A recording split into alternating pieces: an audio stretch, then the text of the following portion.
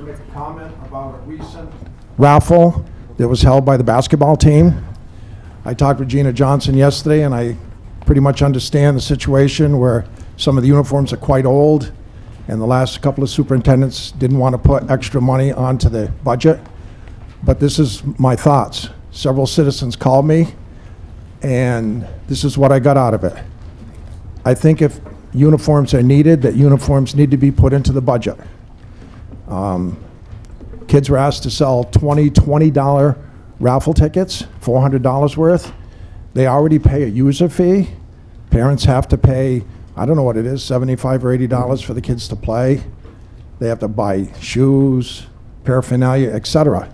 This was a very successful fundraiser. But again, you sucked 15 grand out of the communities. And whether it be parents, grandparents, friends of students, whatever, they had to fork over money to get the uniforms. They're nice uniforms. I'm not saying that the kids didn't need the uniforms. I think that things need to be put into the budget, and I understand the budget, but it doesn't present a true picture of what something costs if you have to think you got to fundraise. I mean, I know the Bernardston gave $2 grand for them, and you know, it's a worthwhile project, but I just have concerns about having kids go out to sell tickets to raise money for their own uniforms when they do pay a user fee and there are other expenses for the kid to play sports. And I hope you understand. John, do you want to comment on that? Or? No. I believe this is a fundraiser that was done by the Booster Club, not the basketball team. It was the basketball team. And I'm going to talk about it. Okay. All right, let's hear from Gina. Okay. Thank you, Bob. Sure. Okay, any other citizens' concerns? Hi, Sarah. Hi, I'm Sarah. My kids go to school in Warwick, and I just wanted to mention that we had a public forum last night that was very well attended. I think there were close to 150 people there, and I wanted to thank the 4 school committee members who were able to make it, Sue and Jess and Kristen and Mike, and I hope that the remaining school committee members who weren't able to go will take the time to watch the recording before closure for Warwick Community School is brought back onto the meeting agenda. Thank you.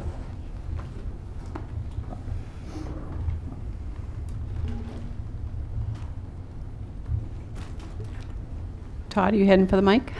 Okay.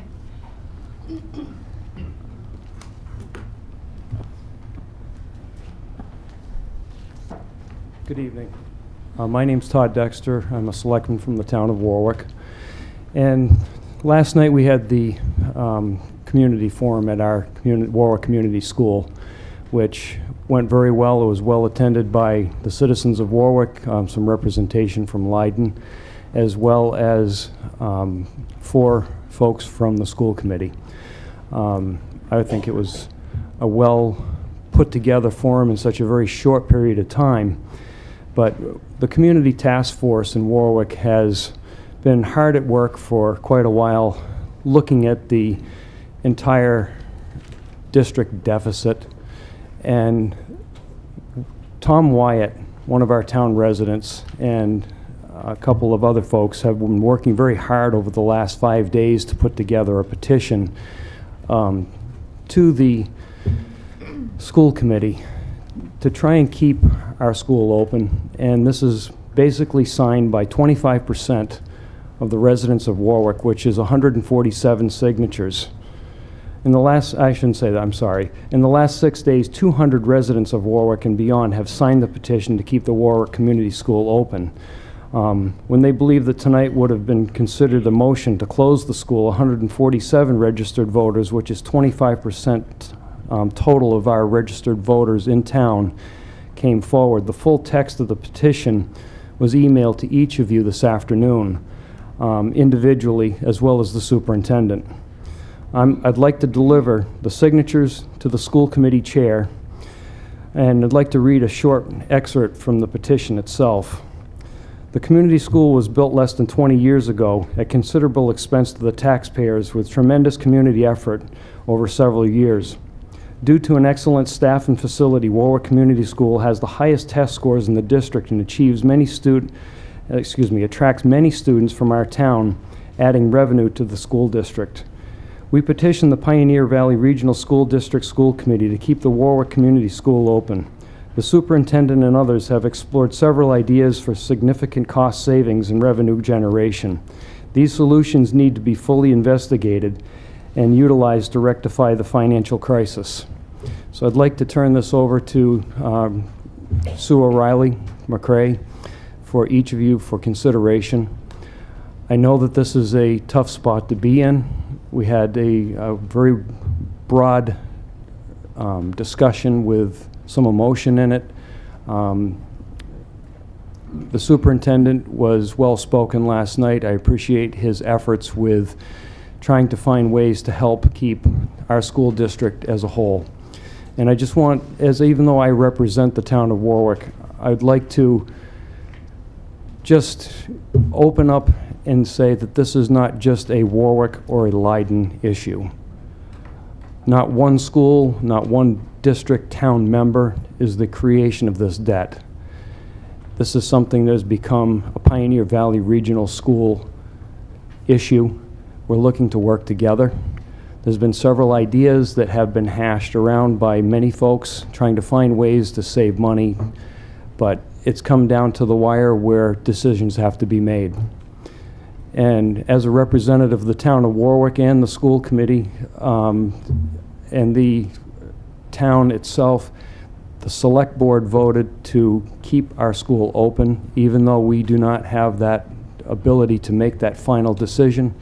We're looking to each and every one of you to consider all the positives that Warwick has contributed to this district. We've been a member since 1991. We built a brand new school in anticipation of a long relationship with the school district. A lot of emotional issues were brought when we tore the old school down. A lot of folks attended that school. Last night I walked into the Warwick Community School and I was completely blown away by what I saw, the quality of that school, the building. Just the gymnasium alone cost us $96,000 that was raised by residents of the town with donated work, selling quilts. My wife made portions of that quilt, and just to sell that to raise a little bit of money. Sue's husband, he laid the floor for the stage, and he did that voluntarily. Our gymnasium was built by residents volunteering their time. We don't come to the school district looking for financial support in maintaining Warwick Community School, nor do the other district towns. But we've put a roof on that. We've replaced the sprinkler system. The boiler has had issues. We've had town residents, members of the Energy Committee that have sought out funding to repair and add insulation to that building, making it more energy efficient. Our electric costs have come down substantially. And we're doing everything as a small town of 750 residents with 350 households and a $21.27 tax rate, with a $2.2 million budget that we give to the district $810,000 of. Our departments in town have been level funded for a long time, so I just appreciate all of what you can do and consideration. Thank you. Thank you so much.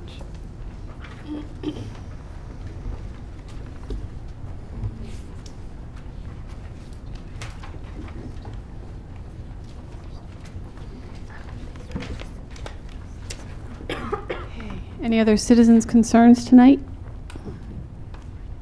Okay. So I just want to remind everybody that we try to keep our citizens' concerns to 3 minutes. Concerns or when you do the minutes, but along with that, in the second page, the last paragraph down there, Yeah, we're going to talk about minutes soon. We're not there yet. may I comment at that time? Yeah, absolutely. Yeah. Yeah. Hi, I'm Ann Zavarua from Leiden, and I have many concerns. Probably I'm not going to be able to address them all in 3 minutes. I did some studying when I found that Leiden was on the chopping block. And I was very disappointed that in this Heart Committee that there was not a prospective study done that addressed what school closings do to the community that is being being closed on.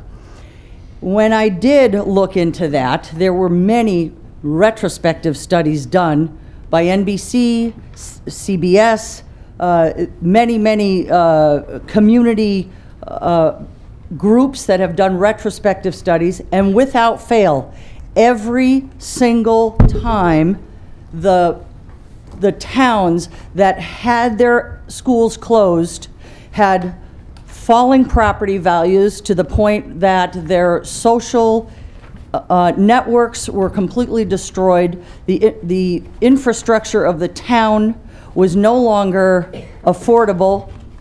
The populations of the towns fell dramatically. Young people were not relocating into those towns. And what I heard, and this is a theme that is across the entire United States and in other countries, is that rural schools are having a huge issue because there aren't the population to support the amount that it costs to educate our children. Now, it seems to me that if you are having a problem with population and you need a bigger population to carry on a younger population, so you don't have a bunch of old land barons that are responsible for the entire tax base of that town. You need young people coming in to replace the old people going out. You are not going to do that if you close a school. Time and time again, any real estate agent will tell you that no family that is looking to relocate in an area, they will just scratch off a town that does not have their own elementary school.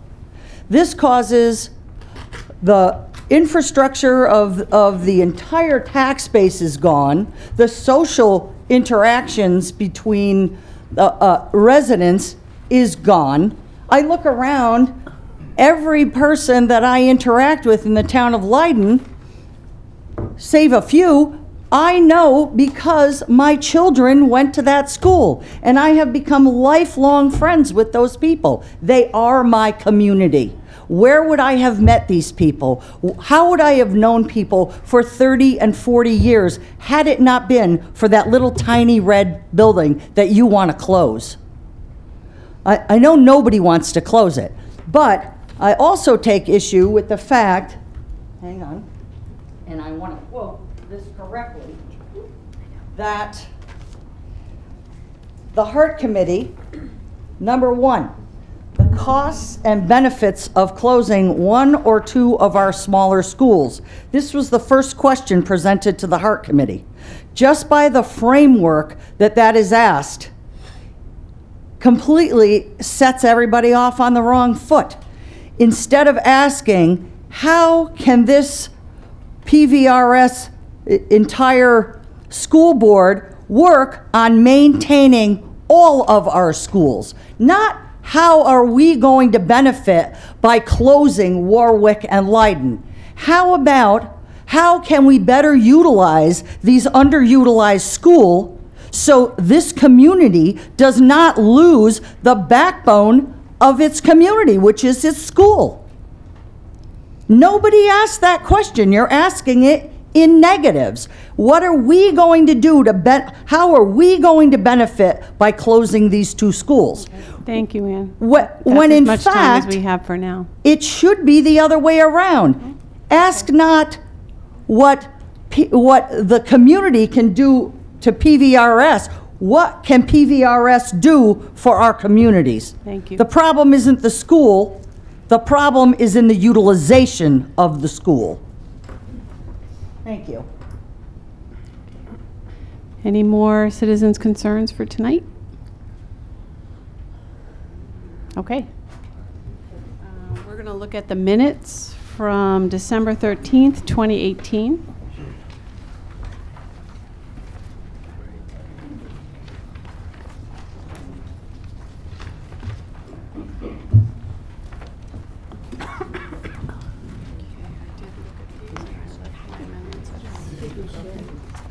Jess? On page 2. Oh, wait. Is that right? Jess, go ahead. Yeah.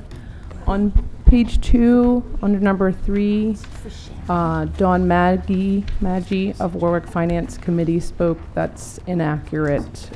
She presented herself not as a member of the Warwick Finance Committee because there is not one. But she was speaking as a town's member, as a citizen. I don't remember exactly what she said. I think she said as How- a citizen. Yeah, she is not a finance committee member. You're right. Yep.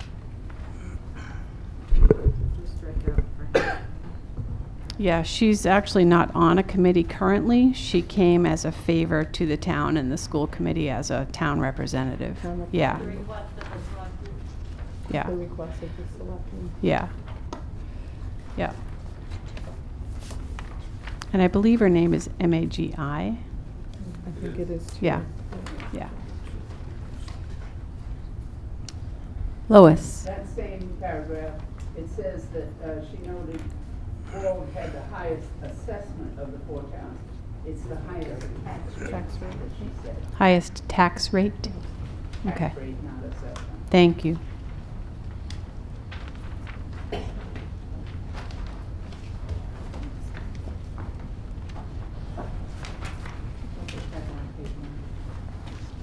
Page 1 in? Yeah, just the statement about higher, better use of the microphone. Yeah. Mm-hmm.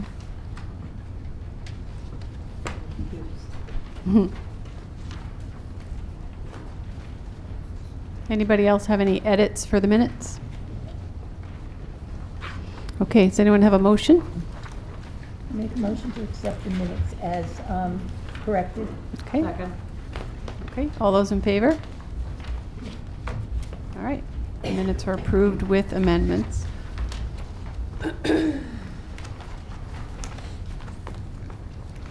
Okay, accounts payable.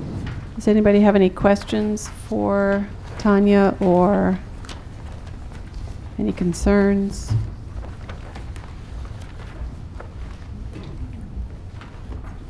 Okay, we'll hear more about our finances from Tanya in just a bit.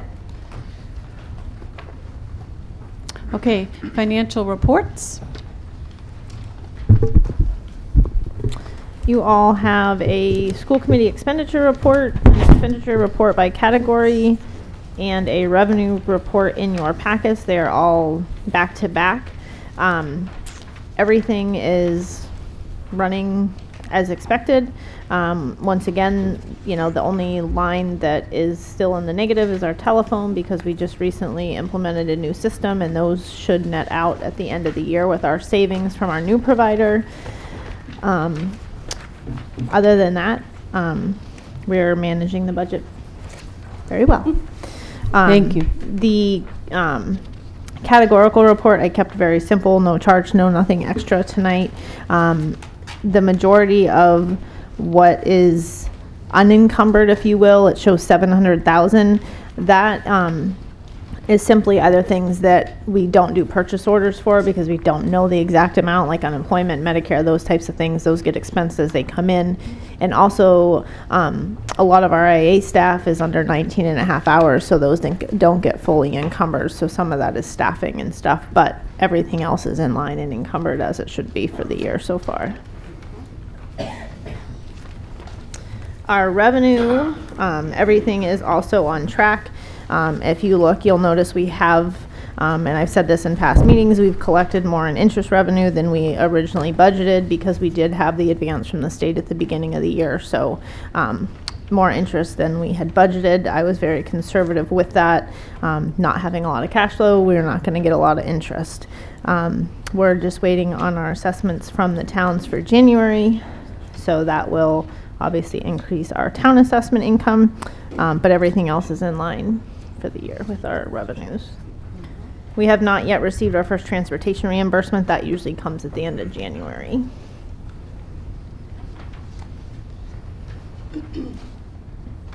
Talk about the lunch report later? Yeah. Okay.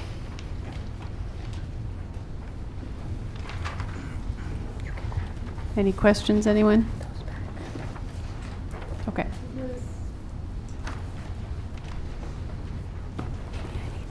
Did notice there was a discrepancy in one of the special needs instructional aids lines. Is that something we're going to have to move funds for?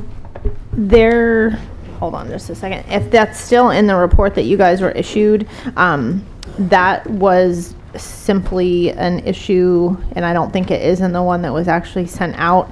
The one that's in your packet is gone away, and that was, when we moved those people to those positions or whatever, it was just some stuff in the payroll system that needed to be adjusted so that the percentages were going to the right line. So that has been taken care of.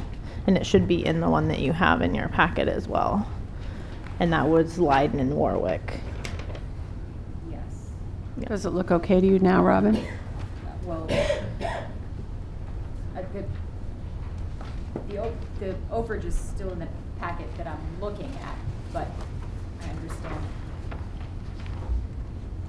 So that money. You must have are you looking at what was emailed to you? No.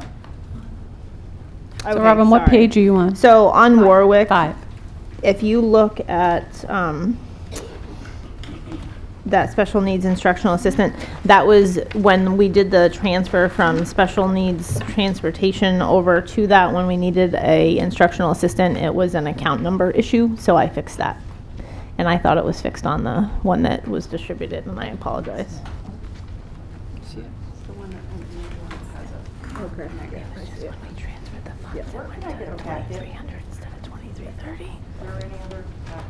Are there any extra packets? Yeah.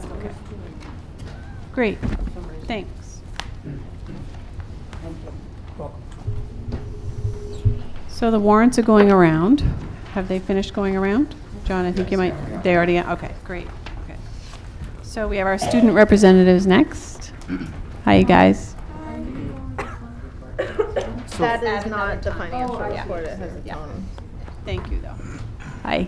Alrighty, so Friday, December 14th was the band and chorus holiday concert.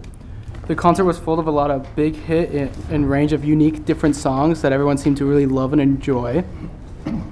The Special Olympics that Sue Scott runs began yesterday, and that had a huge turnout with high school students that had a really great time working with different members of our community and district. And then something for the future is January 22nd to 25th is high school exams. So during this time, students are going to take 2 exams each day, and then they'll be having an early release and be let out at 11:30.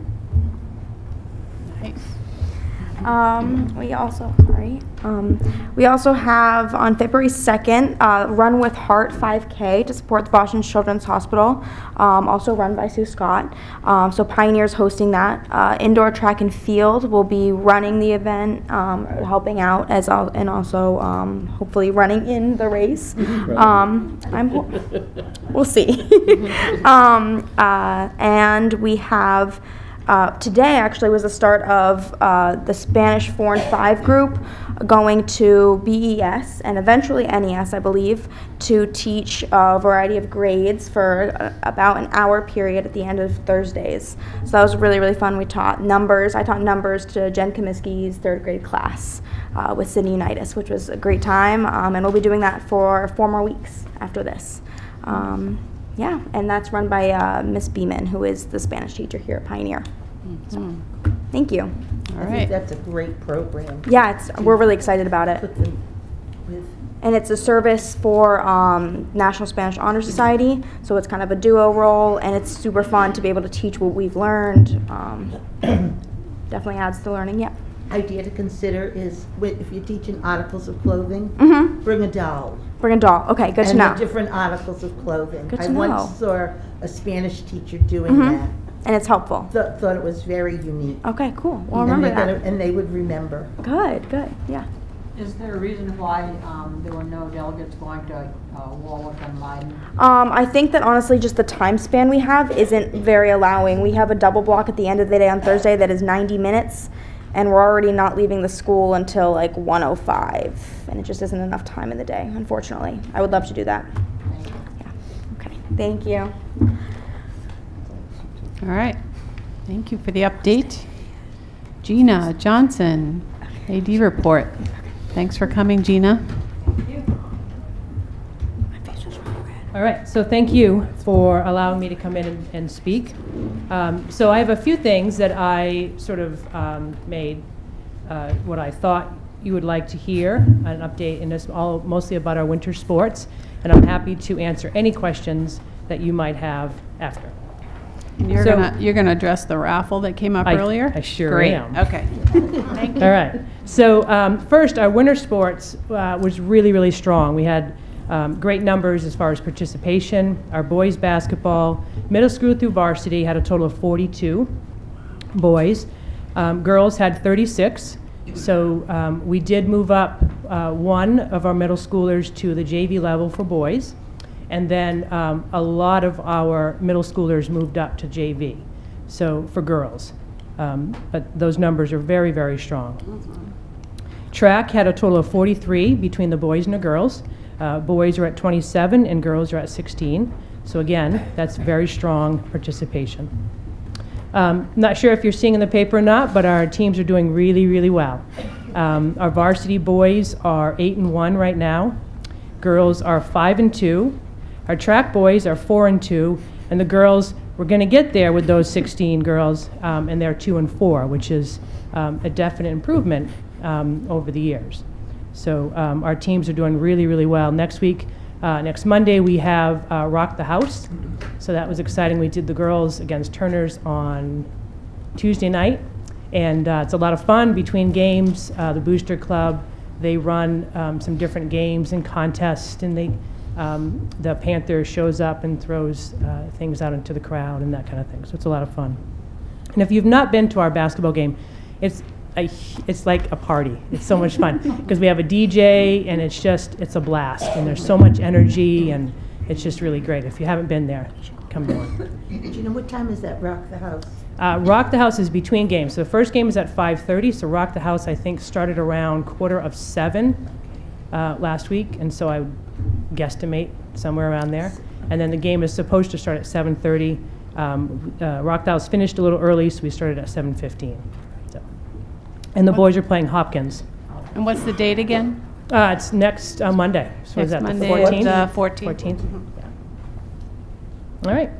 So also want to highlight Scott McDonough, one of our track stars, who is currently undefeated in the long jump, and he is qualified in the 55 long jump and 300 for the championship meet, and he's also qualified in the long jump for the state meet, which is down in Boston at the end of the season. So Scott's having a great season. The basketball fundraiser. So 2 years ago, the basketball coaches and I sat down and talked about our uniforms, and our uniforms are on a 4-year rotating schedule. And typically the user fees is what pays for the uniforms. So taking into consideration our financial situation in the last few years, we have made the decision to not purchase uniforms, so that user fee money then was necessary for other things like transportation. When teams go to, a Western Mass final, our boys went to a state semifinal last year. That's a lot of extra transportation that you can't budget. You have no idea if your kids are going to make it to tournaments or not. So what we talked about was kids taking ownership. They want new uniforms. So we together, the coaches and I and the captains, decided this is a team effort, and we're going to raise the money together. And so they came up with all of the ideas. Everything went through the school. They had to fill out the proper forms. That was approved, turned in, and it's not just the calendar. Like, they have done other fundraising. They did a coin drop. There was they did something at the Scarecrow in the Park. So there's other things that they're doing, and there's lots and lots of groups out there, not just basketball fundraising, and so they wanted new uniforms. They said that they would work together, and I said, I think that our user fee fund is strong enough that if you could raise at least 50% of it. And they said, no, we're going to raise it all. I said, do what you can, and we'll work from there. So, yes, they raised, the last count with everything, including the calendar, was just over $17,000, is what those kids and those parents and coaches raised. So when the calendar idea came, they actually stole the idea from another school, another team that did it, that again raised a lot of money. They had all of the prizes donated. The kids were asked to sell tickets. The $20 was the cost of the calendar. They were given 20, but they were also told you don't have to sell 20. There was no pressure to sell these tickets. So sell them, great. If you can't, we totally get it. It's not like we're not going to give you a new uniform. So they set out and they took ownership. They also appreciate those uniforms a lot more. I can guarantee those uniforms will be washed and they will be hung dry so they don't get ruined. And they're beautiful uniforms. They are not the iron-on. They're not the, I mean, it's, you know, it's a high-quality uniform that they also picked out. So the captains and I met with the uniform rep. They looked at catalogs. They looked at different uniforms, and the coaches and the kids selected their uniform. So they basically got what they wanted within reason. So yes, it's hard. Like, budget time is hard. Every single household in this district has to make decisions about what we're going to do with our money, as does our district. And so I say we applaud those kids and we applaud those parents for taking the reins and saying, you know what, we're going to help and we're going to do this because we want them, so let's make this happen.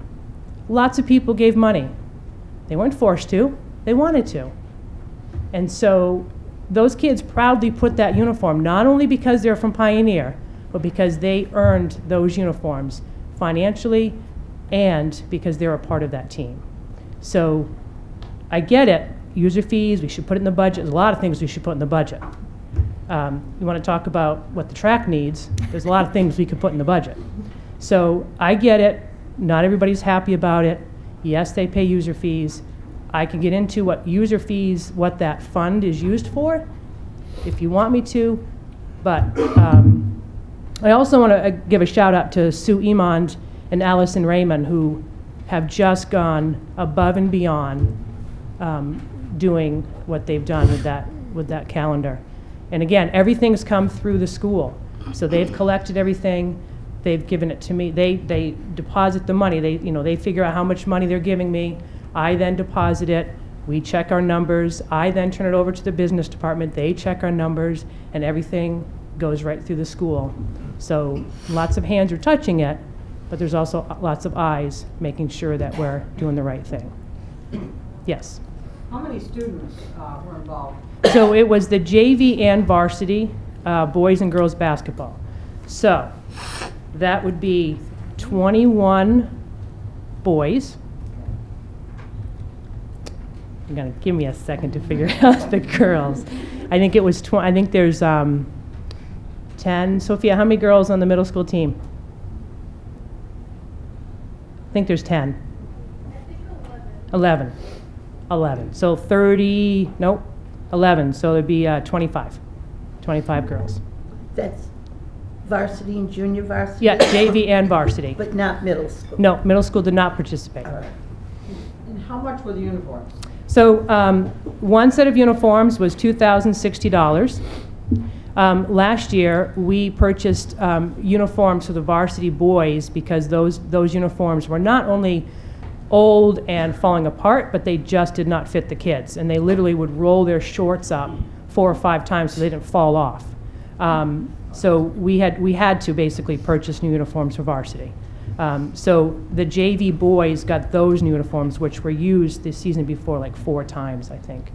The other set, one set was $3,120. And the other set, the last set, was $2,737.50.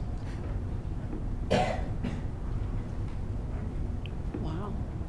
So, and the other part is that what we talked about was our middle school uniforms are at least 15 years old, because I believe that they had them, and this is my 13th year, and I believe that they were purchased right around that same time. The girls, I think, are a little bit newer, but they're 10 plus years older.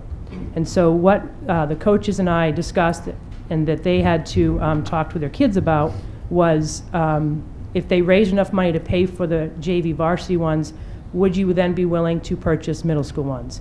And they agreed that they would to do that. So I said, once the dust settles, that's what we'll do. So you said they raised $17,000? Yes, that's how much is raised, but that's also, so just the calendar alone was $13,260. Okay. Sorry, yeah. They also did the Harrington race. Yeah. Yes, JEHH. They Which gives an lots extra of teams did that, which is yeah. $350 a team. So both teams had teams that ran that. Thank you. So they were thinking ahead. There was a question over here, I think. So, adding up, it doesn't look like all of that $17,000 is accounted for. Are you saying accounted for or spent? Spent. Yeah. Spent, correct, which is why the middle school uniforms come in. And I'm sure in the future, it's not like the money's there, you gotta spend it, you know, isn't that what we teach our kids, just because the money's burning a hole in your pocket. That money will sit in their accounts, and the girls' and boys' basketball accounts, for their use, because it's a student activities fund, which only, it has to go to the students. They raised it, Right. they use it. Can you just give me those figures again, please, Gina, for the uniforms that have been purchased? Sure. So one set was $2,060. Another set was $3,120. Yep, And then the last set was $2,737.50. thank you. You're welcome. I wonder if they're planning for their tourney bus. Yeah, maybe. Right? They may have to. Got money in the bank. Yeah. Well, I'm hoping both boys and girls are going to make it, so Yeah. we'll have lots All of right. buses. That's great. Thank you, Gina. You're welcome. Michelle, do you have a question? I just wanted to thank Gina for thinking out of the box and having the children be a part of this and owning it. And it's amazing what people can do if they get together. And I think we need to think about more fundraising activities like this. So I want to thank the children. Absolutely. Thank you, Gina. Yep, It's absolutely. good to see you. We haven't seen you in a while. Yeah. Well, last time we had a meeting, I had a basketball game, so I was Yeah, looking. yeah. Yeah. I Thanks for tried to coming. split two places. Yeah, but thanks for sorry. coming. You're welcome. Thank you. Okay, principals and administrators report.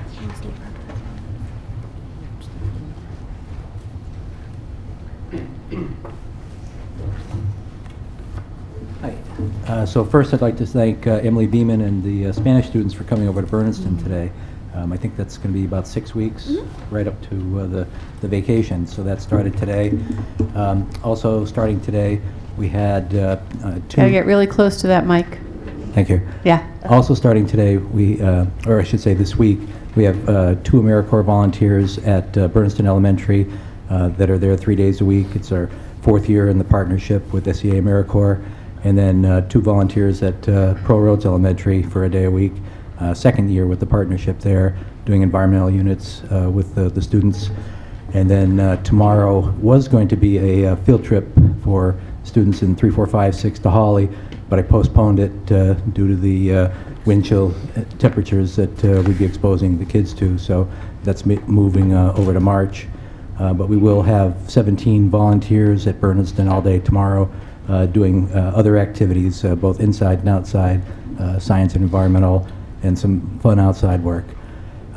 Starting next Wednesday, I've got 4 or 5 students from Northfield, Mount Herman, and an academic advisor that's going to be running a code club after school on Wednesdays for 4th and 5th grade students.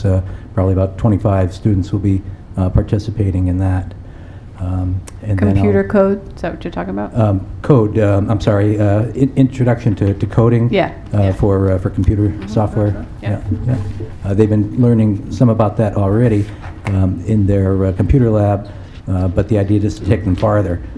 2 years ago, Mary Lydon ran a code club that was over-enrolled and very well attended. So the students are going to be looking forward to that.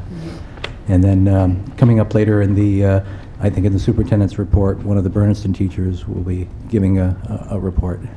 So Okay, that's all for now. great. Thanks, Bob.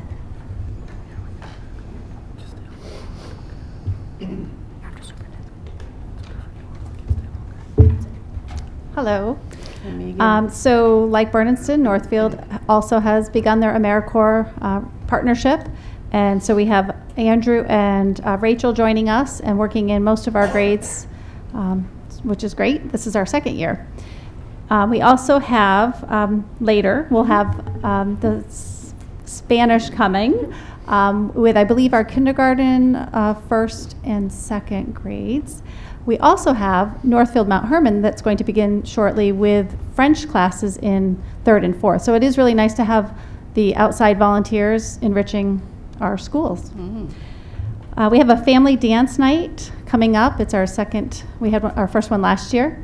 I think years ago there were family dances, but our PTO is sponsoring a family dance night, sort of a winter wonderland, and that'll be next Friday night. And next Thursday, I believe, we have our monthly all-school meeting with a focus on Martin Luther King Day, with that coming up. And I think that's it. Thank you. Thanks, Megan. Family dance night. I'm trying to make sure.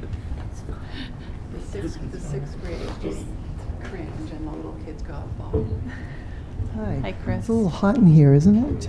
It is getting kind of warm. Yeah, we were cold last night. Now we're warm, toasty. Last week we had the forum in Leiden, and one of the people at the forum, was asking if administrators thought about sharing or wearing different hats or doing different jobs. And I realized that people don't really know how many hats that I wear, so I'm just going to briefly go through the things that I do. First of all, I'm the administrator of special education. We are, all of my teachers and IAs are working really very, close. very hard on that. We have a lot of good programs that are doing really well. I'm also in the middle of the coordinated program review mid-cycle. That means the state comes in and looks at all records and procedures for both special ed and civil rights, because I'm also the civil rights coordinator. I am also the early childhood coordinator. Right now, we will be meeting probably next week to get out flyers for preschool. My preschool people, last year we were able, on the first year, to obtain a grant called the Pyramid Model to work on social emotional learning. This is the second year of our grant. Last year we got $3,000. This year we got about $7,000. It's not a whole lot, but the need for working with our youngest students continues to be a growing issue. We have a lot of kids with high needs. It's not just some of the other districts you may have read about. It's everywhere, and it's a big need. And I am concerned that some of the state grants are drying up. Like next year, one of the grants we used to get every year that has gotten smaller and smaller because it was only intended to be a startup from the state to get these programs going. It was never intended to go this long. Next year, we're not going to have any of that money from the inclusive preschool learning environment grant funding source from the state. So that money will be gone, and I feel like preschool is really, really important. We have to support that, and we'll continue to look for ways to keep that going. I'm also the ESL coordinator, and we are in the middle, or starting very soon, some testing of the few ESL students that we do have, but we do have some. So we're required to do that, and we will be conducting that testing. In addition to that, McKinney-Vento Homeless, which is a little bit quieter than this year than it has been in other years. Other years it has been very, very large. When there were a lot of people that moved from the eastern part of the state out here, it was really had a huge impact on the area, but right now it's not as bad. Civil rights I also mentioned, and Title IX, which doesn't cause me too many troubles around here. So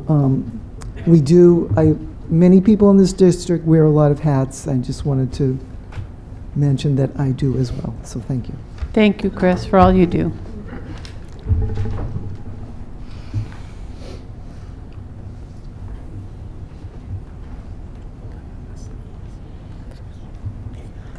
I'm Elizabeth Musgrave and proud to be from Warwick Community School, and last night was especially proud to be from Warwick. Just in case you didn't know, I really enjoy my job.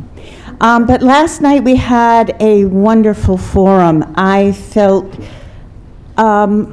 passionate and proud when I left, and so many people came and so many people spoke with tremendous emotion and yet thoughtfully and with such respect. And I have found that again and again, the consideration, the commitment in Warwick. It is indeed a special place.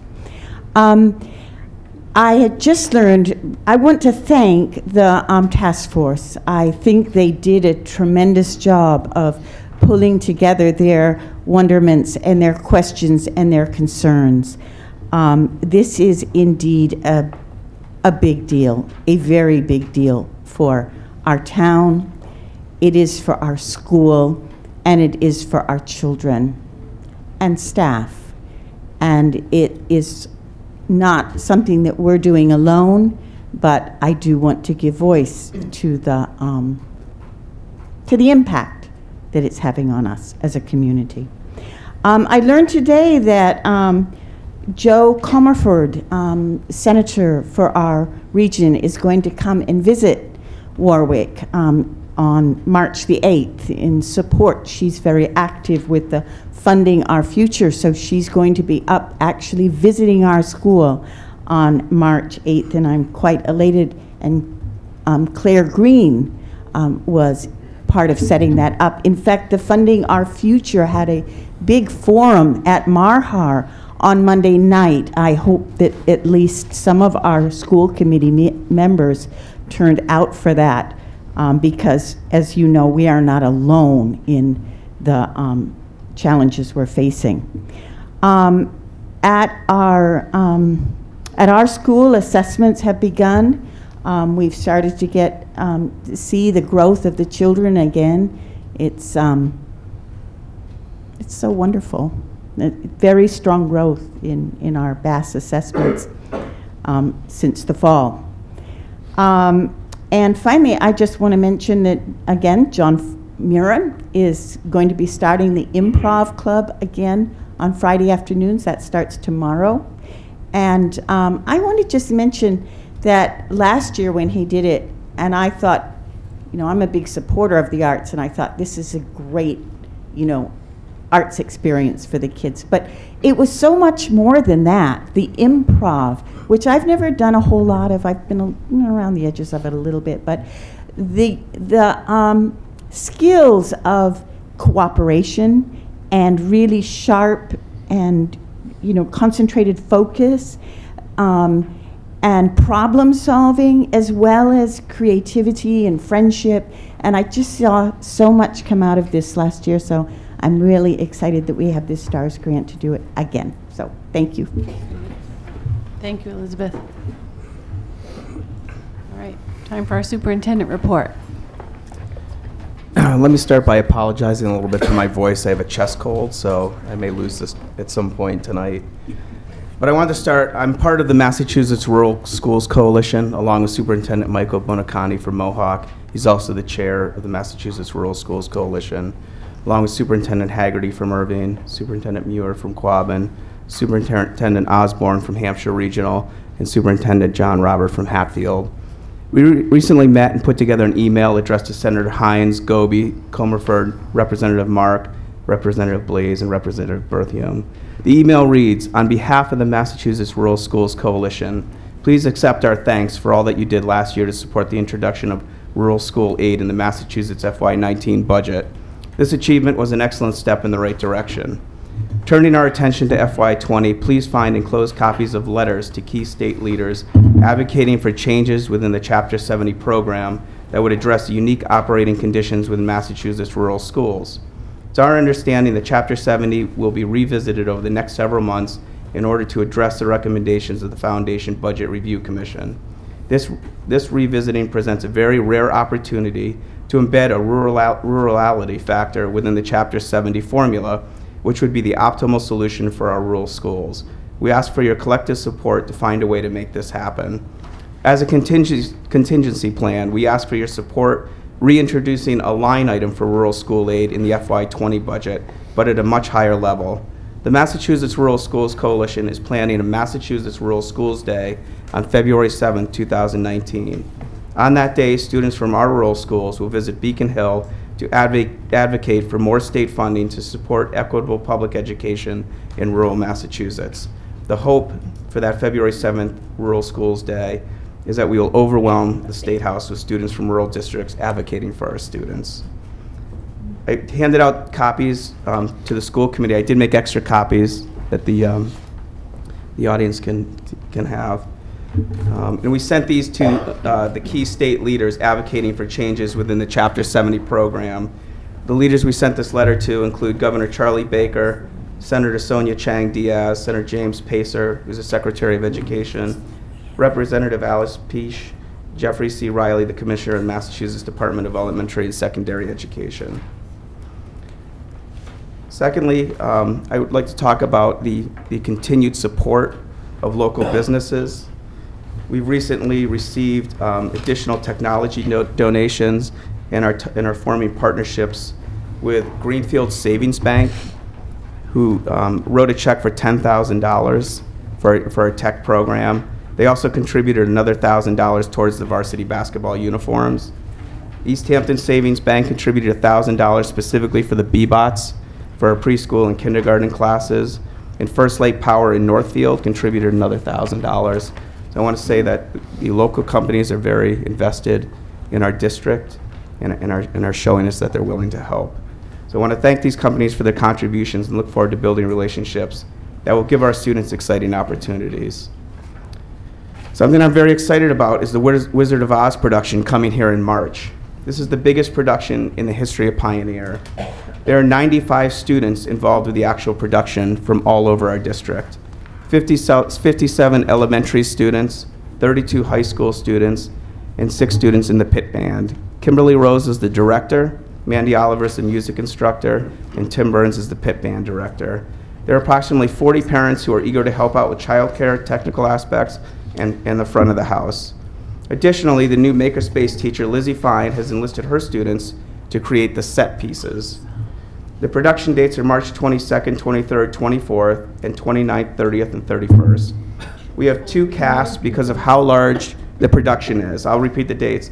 They will take turns performing every other performance. So again, March 22nd, 23rd, and 24th, and March 29th, 30th, and 31st. I've also invited a few guests. I always like to bring these meetings back to why we're all here, which is our students and the wonderful staff that we have, the best staff, I believe, anywhere. So I'd like to start with Tiffany Thomas from Bernardston Elementary School. She's a preschool teacher, to talk about the pyramid model.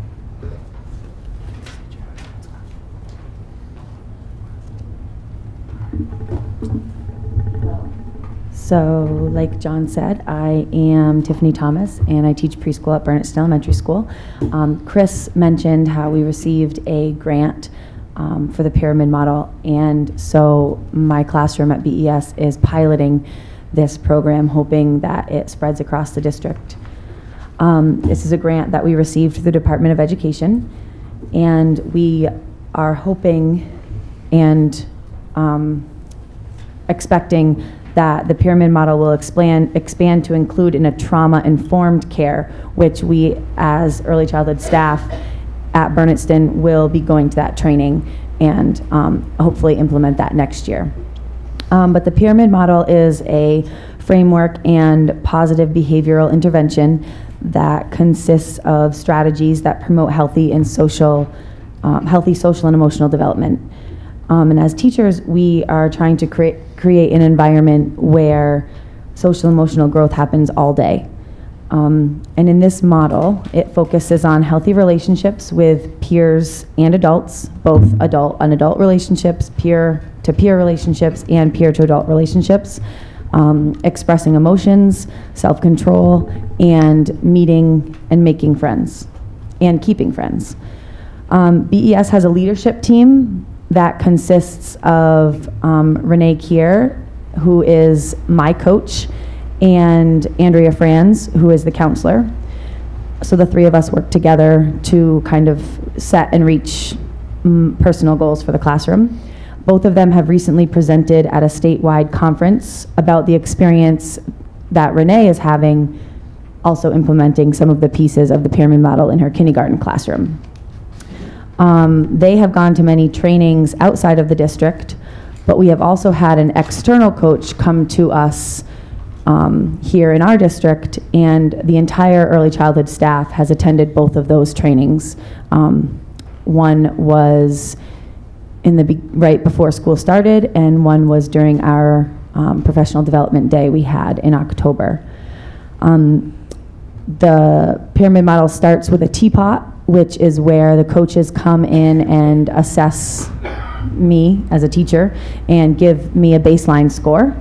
And depending on that score, we get to choose what I want to get better at and just self-assess me as an educator to help me with better practice.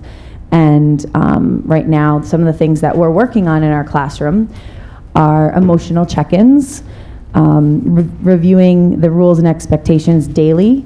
We're illustrating what it looks like to have those expectations after role-playing and read-alouds. And the children are really taking ownership for who they are and what their needs are. So, like I said, this is a grant that's hoping to get larger with the trauma-informed care, and hopefully that it spreads across the district. And it's been really beneficial to me and the kids and Renee as well. So, thank you. Thank you, Stephanie. Thank you, Tiffany. And I'd like to ask Sophia Holden. She's a 7th grade student here at Pioneer, to come forward. Hi, Sophia. Is that our heating system? I think it's the air conditioning. Air conditioning. I think Hi, Sophia. Hi. My name's Sophia Holden. I'm in 7th grade at Pioneer. I live in Bernardston and grew up going to Bernardston Elementary School. So far, my first year at Pioneer is going really good. All the teachers and other students were really welcoming and helpful during the transition. I've really enjoyed the transition to Pioneer. Bernardston was great, but after 7 years, it was a good time for change and new challenges. I have a whole new group of teachers, different classes, more opportunities, and tons of new classmates. Since the start of the year, all the teachers have taught us a lot, no matter what abilities we started with in the subjects. They make sure we're never falling behind or confused by giving us opportunities such as staying before and after school. My favorite subject is English because it gives us the chance to be creative and express ourselves through our writing. And we do fun projects such as the book report we did, where we had the chance to choose different ways to show our knowledge on our books. And I recorded a news report and made a scrapbook based off of the book The Hate U Give. Other students showed their different talents by making board games, songs, and more. I don't have a least favorite subject. I really love all the teachers, and they keep all the classes engaging, but at the same time educational. We've done a lot of cool projects, such as in science when we made different seed designs, and we were dropping them in front of a fan to see which design travels the farthest, and it was really fun, and we learned a lot. I'm part of the middle school band, which has been really amazing, and Mr. Burns teaches us so much, but at the same time everyone's having a blast. The concerts are really fun to prepare for and perform in, and overall band lets you be a part of something really special.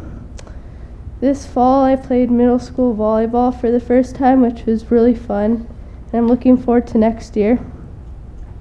I'm currently playing middle school basketball for the first time in my life, which made me really nervous at first, but it's been really fun and I've learned a lot. There's lots I look forward to in the spring, such as softball, a band trip to New York, band concerts, and my different rotation classes, such as food and health. And in the next few years, I look forward to marching band and taking Spanish or French. And overall, Pioneer has been both challenging and exciting. There's been a lot of opportunities and ways to express yourself, and I look forward to my future at Pioneer. Thanks, Sophia. Well done.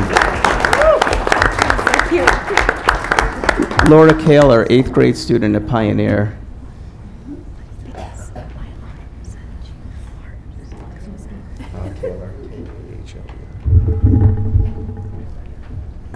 I'm Laura Kaler, and I live in Warwick. I'm in 8th grade, and I'm at Pioneer. I do 3 sports: field hockey, JV basketball, and middle school / JV softball. I also do chorus, which is really fun. The school year is going really well. The teachers are nice, along with most of the students. We do fun and educational field trips. In French, we got to see Cirque du Soleil. And in chorus, students get to see a Broadway show each year if they choose to go. Along with last year, we got to go to Washington, D.C., and it was really fun. And then in classes, we are learning a lot. In science, we are learning about the solar system and the phases of the moon, which both interest me.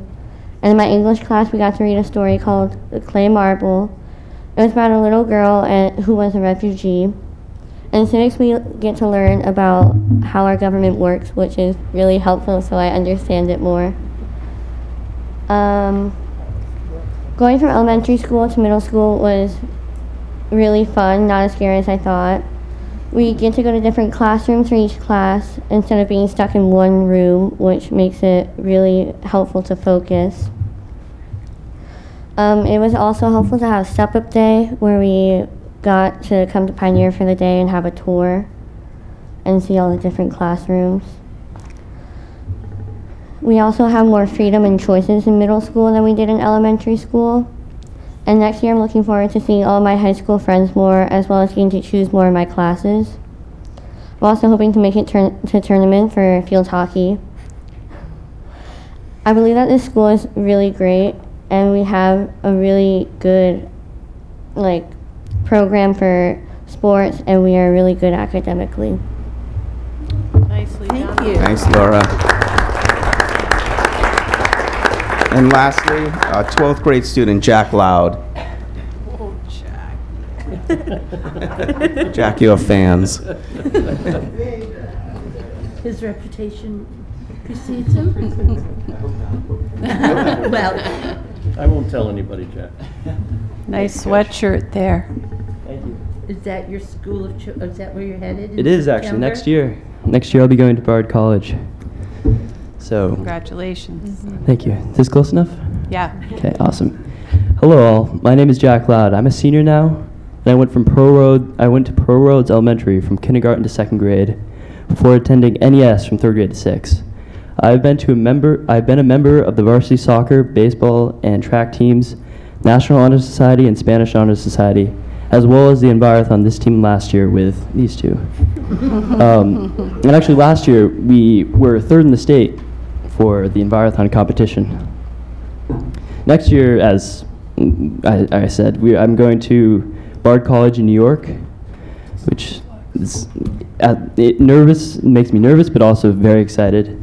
And so far this year, I've enjoyed AP Lit, where we were writing literary short stories, to the newly added AP Bio class, which has been a great opportunity for me to continue in a subject I love at a higher level and also a refresher on how much biology knowledge I've lost in sophomore year. In that same bio class this year, as well as almost all science classes throughout the school, I'm looking forward to participating in Science Night on March 7th, and I would love if all you guys could come and see our presentations. Before Science Night, I'm actually going to Spain during February break, along with a few other students here, which is a great idea that a lot of some of our Spanish teachers here have had in the back of their minds for a little while, but this year we finally put it into action. At first I was a little apprehensive because I've never been to a new country before, but soon I realized what an opportunity it was. It would launch me into a new culture, something I would never be able to fully do in a classroom.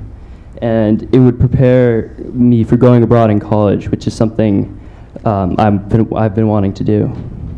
Opportunities like this at Pioneer, as well as my teachers' willingness to answer my questions about college, have helped my application to college go about definitely smoother than I thought it would.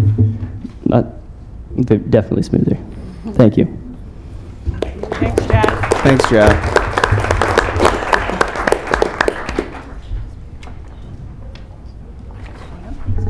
Okay, Finance Director report. I don't really have anything new. As all of you know, and I think we reported at the last meeting, our audit has been finished and completed, our end of year report. Our END is in the process of being certified right now. I was actually contacted today by the representative who has taken over for us.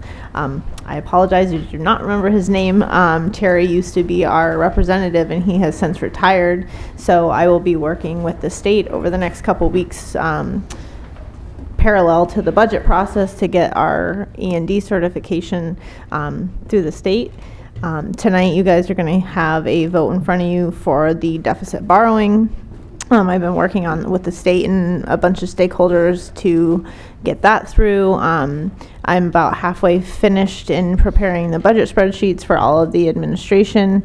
We have a budget subcommittee meeting next Wednesday, the 16th, and we have a schedule put together of when all of the pieces of the budget will be looked over and presented to the budget subcommittee. So that's basically what I will be doing until March when it's presented to the towns.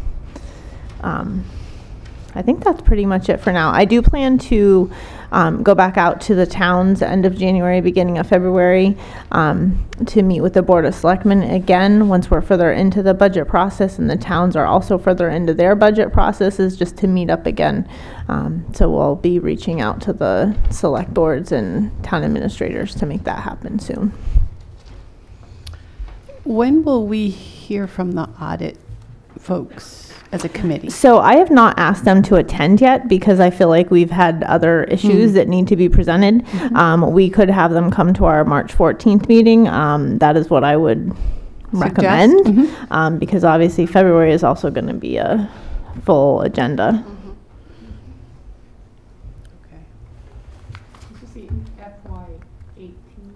No, 17. No. We've already done 17. This is our FY 18. Okay. Yeah. They were in doing field work December 3rd, and they had our financial reports to us about a week and a half later, which has allowed us to move forward with the state and with the deficit borrowing and what the legislation has allowed us to do. We were not even originally scheduled to have the audit until January 22nd, which is still 3 months sooner than it has happened in the past in April. So we're definitely back on track with our audit process.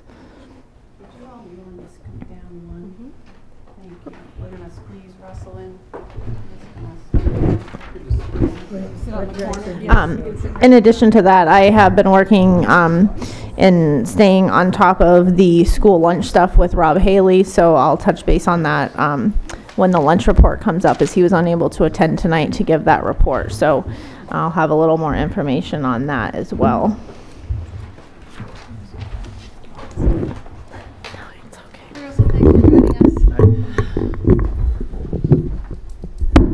So under old business, we have discussion concerning Heart Committee presentation. I thought we talked about that. Do people feel like they still need to talk about the December 5th forum? David? If I did, I want a more precise agenda item than this. I agree. Yeah. Does anybody feel like they still need to discuss that? All right, I'm going to move on, okay? Because I think we have more current things to discuss. All right, so under new business, we had thought that we were going to be having a vote tonight, but we are not having a vote tonight regarding school closure. Does anybody on the committee have any questions about why we are not voting tonight? No? Should we put it on the record? Yes. So I'm going to, do you want to take a shot at that, Russell? Yes. We've been in conversation a lot lately. So the special legislation is really triggered by the bond, and the bond is not issued. So if you voted tonight, it would be before the special legislation supersedes the regional agreement. If you look at the regional agreement, it would require to close a school, because there's language in your agreement about where the kids actually go to school. So there's not language about school building closures, but there's language that says they go to school in the town they reside. So in order to amend the regional agreement, you would need a majority of the full committee, which means all of you would, not that all of you would be present, but a majority of everybody, if you were all present, would be needed to vote in favor of amending the agreement. That would go to the towns, and then a majority of the towns by majority vote at the town meeting would be required. So in speaking with the state, they indicated that you should wait for the bond to issue. Once the trigger happens, then you can have a meeting and you can decide what to do at that point. If you did it now, the only way to do it would be to amend the regional agreement. You'd have to go through that whole process of town meeting. The other thing we've determined is with the leases, you need to provide notice under the leases. However, it appears that there's only one signed lease, which is Bernardston, but that Leiden and Warwick don't have leases that appear to be signed. There's draft versions, but they don't appear to have ever been signed. So normally you would vote, if you're going to end up doing this, you would vote to close the building, and you would also vote to notify the towns that the lease would not continue past whatever date you choose. But tonight, there's no point in doing anything because it would be premature. Can I just address this? Because I've had a lot of issues with just how this has come to light since I was the face of trying to move our process forward so that we could be ready for whatever decisions we had to make in time for our current budget season. Part of what I understand, having talked to people who are talking to people in Boston, is that it was never expected that the whole legislation would take so long. And that's why I was directly encouraged by Jay Sullivan to move our process along so that we were ready for our decision-making process in time for this budget season. It's still very important that we've done the work we've done to come to understand our challenges as a district and to try to inform all of our stakeholders, because it's my understanding that when Tanya and John go to Boston, they will have to also present not only the financial plan for our district going forward, but how we have informed people and how we have investigated to establish our plan. Is that your understanding also? Yeah. So I know, Mike, you wanted to say something. So regarding the lease agreements, if there's no signed lease with Leiden or Warwick. Mike, can you use the mic just so everybody can hear you? Sorry about that. Okay.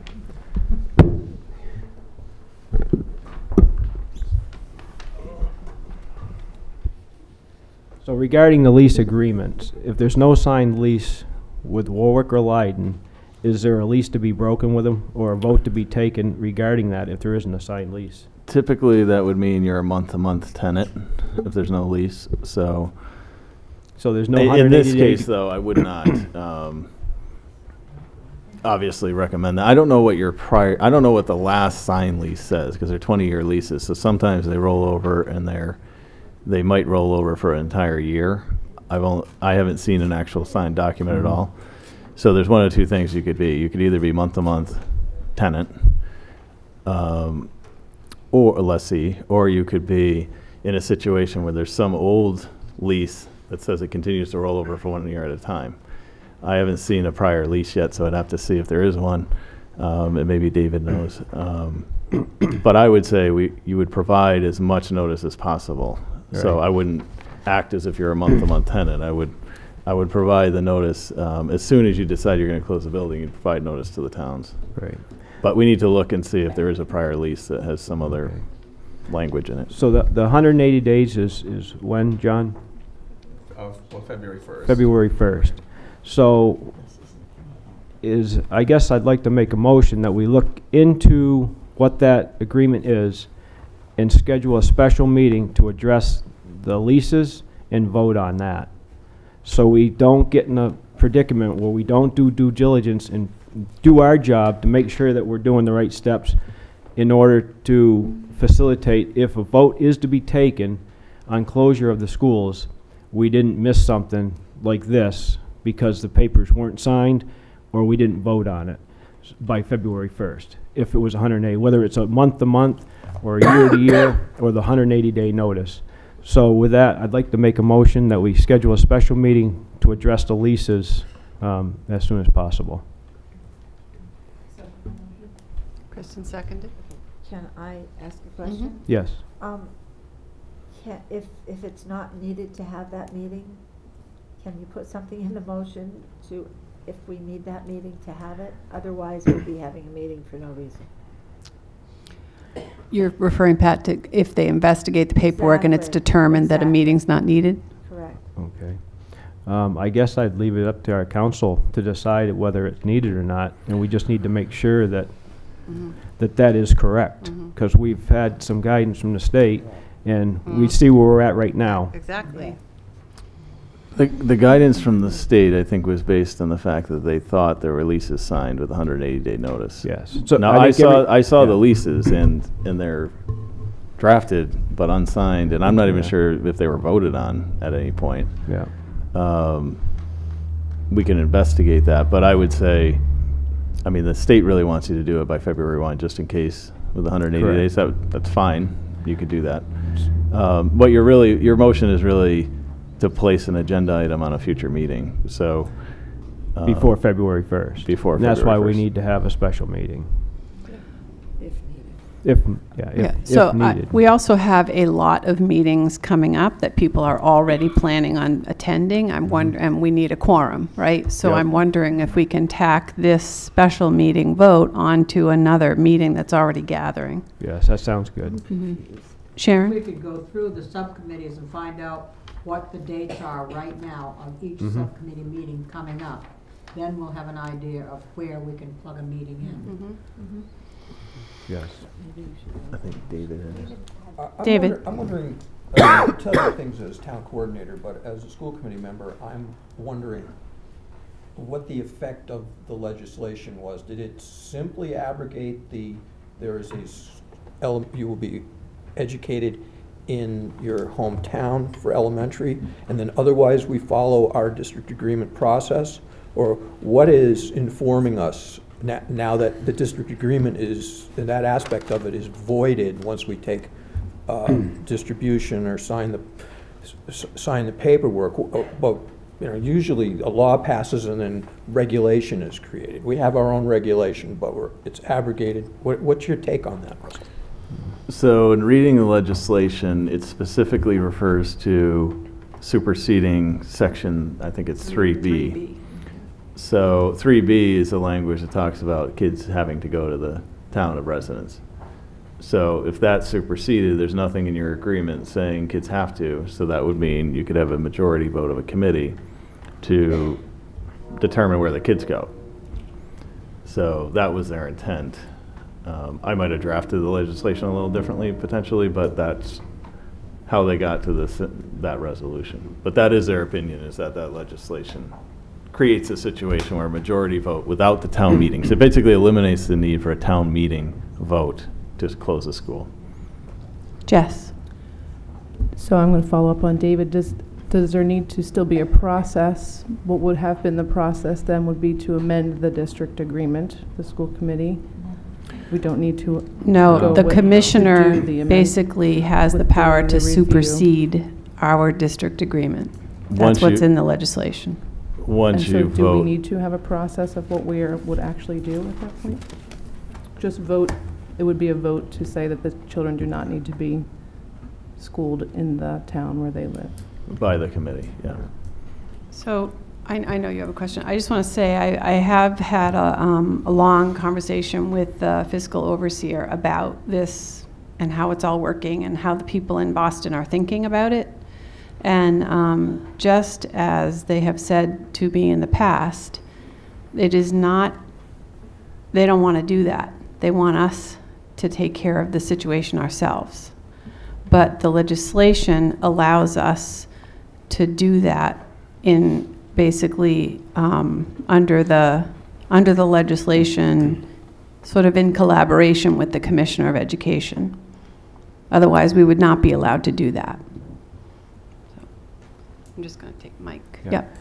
So the only reason I bring up the lease agreement thing is it's not part of the district agreement. It's a separate thing. It's a So separate requirement. it's a separate requirement, so it requires a separate vote. Mhm. You know, I just don't want to see, as a committee, being blamed for not our due Yeah, diligence yeah. and making sure the process is followed. Yeah. I see some people in the audience, but I still have school committee members that I'm seeing. Go ahead, Jess. No, Jeannie. Yeah. I Jeannie, guess- please use the mic. Oh, I guess I'm a little confused. You can pull it closer if you need to. Because we're not having the vote tonight because the legislation hasn't been passed. No. Because the bond hasn't been We processed. we anticipate by early March. So, by early March, so we can't really do anything until then, is that correct? Well, we can prepare ourselves for our own financial planning, which we are responsible Right. for. Right. And then Tanya and John have to show up in Boston in February in front of the legislature to basically discuss the plan for the district. All right. And the commissioner has to approve it. And I understand that. And then the bond has to go out to get funded. I guess, and I understand all that, so we couldn't make any decisions without going through the town meetings, et cetera, about the schools until that all happens. Is that correct? The legislation basically supersedes our district agreement. Exactly. So unless we want to go through all this, what the district agreement specifies, we have to wait until the legislation is all in place. Or the borrowing has been. The borrowing, The yeah. legislation But the rest is of in that is place. correct. Okay, Once we take the money, right. then we're committed. And, all right. Then the rules change. Then the conditions are upon us. And I understand that, so, all right, I guess I've got to work it out in my mind. All right, David? So it is possible for the towns to waive process. I'm not suggesting that would be very likely in Warwick's case, but I would like to point that out.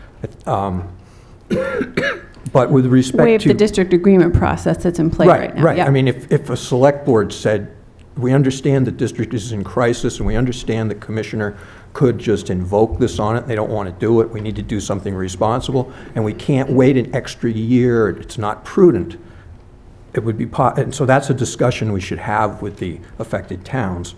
And then I would point out that if it comes down to breaking a lease, you meet the costs you would have met under the old deal. So if you walk out on Leiden and they don't, and you don't give them 180 days notice, we heat the building. We take care of it as if we were using it. Yeah, I have no idea what the old lease says, if it says that or not. I mean, that's, as I said before, we need to hopefully find what the last lease that was signed says, because I have no idea what they say. It may say that, but I don't know. You're basically the same as the one Bernardston said. There weren't any changes. Okay. That's why we didn't sign it. But Because that's what John said. what does it mean if it's not signed? We're all about the same. But if they're not signed? Okay, there were a couple people. Yep, can you just say who you are into the microphone? Yeah, I'm Jerry Levine from the town of Leiden. I just need clarification of one thing. Did the committee ask the state for the legislation? Or was the committee faced with some decision they had to make, but was it the legislation? Was that the only out? Was the legislation? Or did the state say, you need to clean up your act? David? So we, in our capacity as school committee members, listened to the public and didn't make cuts and incurred a deficit, and the deficit's illegal. So this is the cure. We've proven ourselves unbankable. We can't borrow money to cover operating losses, but it wouldn't matter anyway. It'd be borrowed money. It wouldn't be income. We have losses. This was extraordinary measure that the legislature took to essentially exempt us from our law breaking. And until we have covered that, in this case with borrowed money, it was the option available to us. If an angel came along and wrote us a check for $500,000, no strings attached, we could say no thanks to the state. But we can't. Okay. We can't let the debt All right. rise. Sharon? Just have a follow-up? Can I let her answer It's a follow-up also to your just to get... question. Yeah. What led us to this? Yeah. I understand that you can't carry over the debt, but was that the only option available? Could you have come back to the towns and asked for more money before going to the state? Yes, you're shaking your head yes? We didn't go to the state. The state came to us, Jerry. We got a letter from DOR, Mary Jane Handy, telling us of our deficit and that we needed to clear it up immediately. Right, but not That's by closing when the school necessarily. That's when the state, the state legislation became a conversation.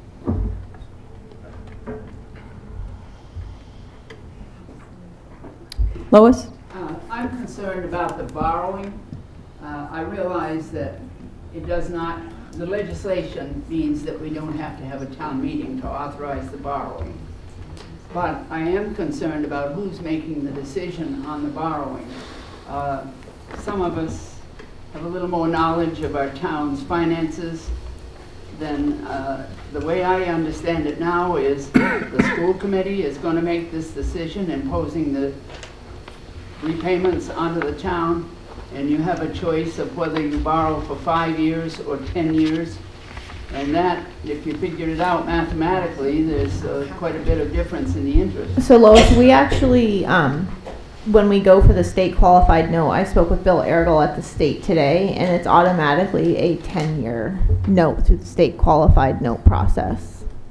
There's no option other than a 10-year note. If the district turns itself around and has excess revenue, there are options to pay it back earlier if we are financially capable of doing that. Will this be a 1-year bond, 1 year to the It's not a bond, it is a note, because it's illegal to have a bond to cover a deficit. A bond has to be secured.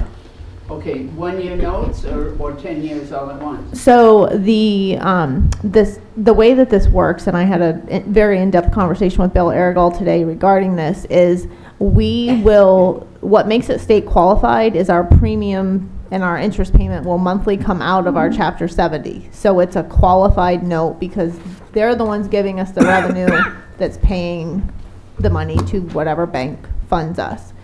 The state goes out every year for that bond, essentially, that is covering our note.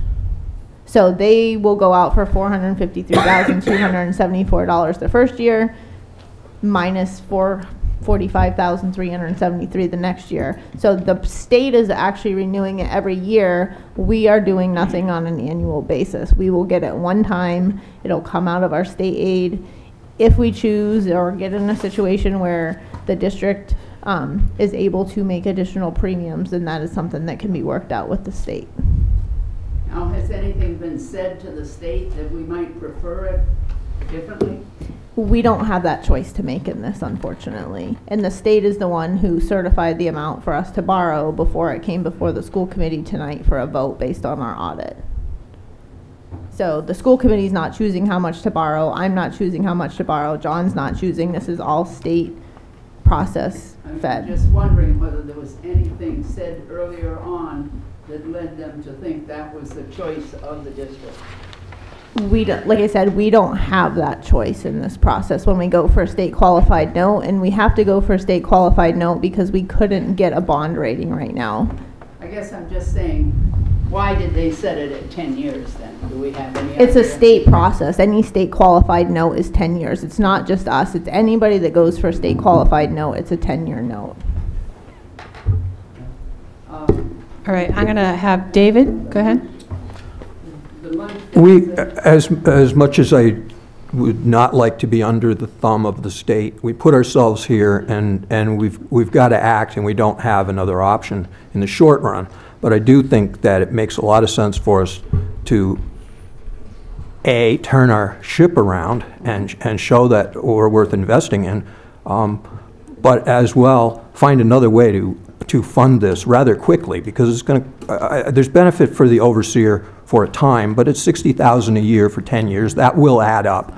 Then the interest payments, it would be good to get out from under this, but we need to do it now. I'm looking at it as short run, and because we don't want to be under this for 10 years. Tanya, can you address the overseer cost? So, really quickly with the overseer, we budgeted $45,000 this year because we only intended on having him in place for 9 months. He has already stated that that is going to be way more than he will need this year, and has recommended that in our FY20 budget, we only budget $25,000 for him, and he expects that to continue to decrease over time.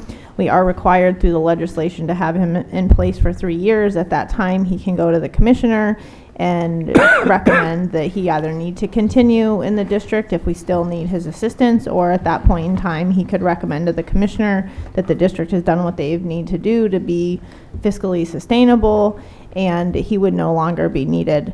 To add to that, the interest rate right now that we are expecting on the note is 3%, where we were originally speaking of 5%.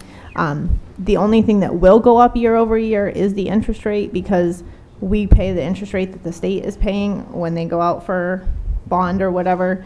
I'm not a finance person on that respect as far as notes go, but I did speak to him about that today, and obviously with the economy, interest rates will go up over time, so it will probably be an average of 5% over the life of the loan. So does anybody like it any better now? Jess, did you have a question? Yeah, I have one question. Tanya, can you talk a little bit about what that means, that it will come out of our state aid? So every month we get our money from Chapter 70. So basically when they give us that distribution, the payment will just come from that. So we're not going to be writing a check to whatever bank funds this. So it will be in our budget, in our regular operating budget, as, you know, a debt payment, debt service. And it will just come out of that. So the only thing that's going to change is the journal entry when we get that money every month. We'll, instead of just having charter tuition and choice tuition, there'll be another expense that goes against that. That'll be our debt service. So that's all that will change. Just like Verizon? Direct withdrawal. Mike. Yep, Mike. If I'd like to see about finishing that motion and setting a date, and yeah, there was a second. So Okay, so that's the discussion. So back to that. All right. So the motion is to set a special meeting time to make sure we vote on the lease question, and that we do research on the lease before that date.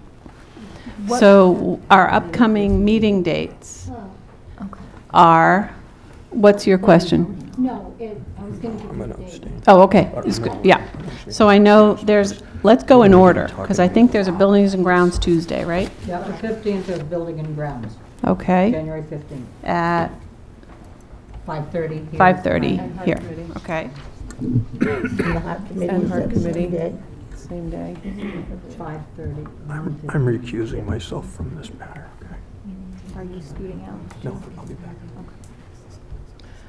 I think, so Pat was saying, do we need to add if needed? And I think in the conversation, what I picked up was that we want the matter investigated, and then we want to revisit purposefully and make sure we vote. Yeah.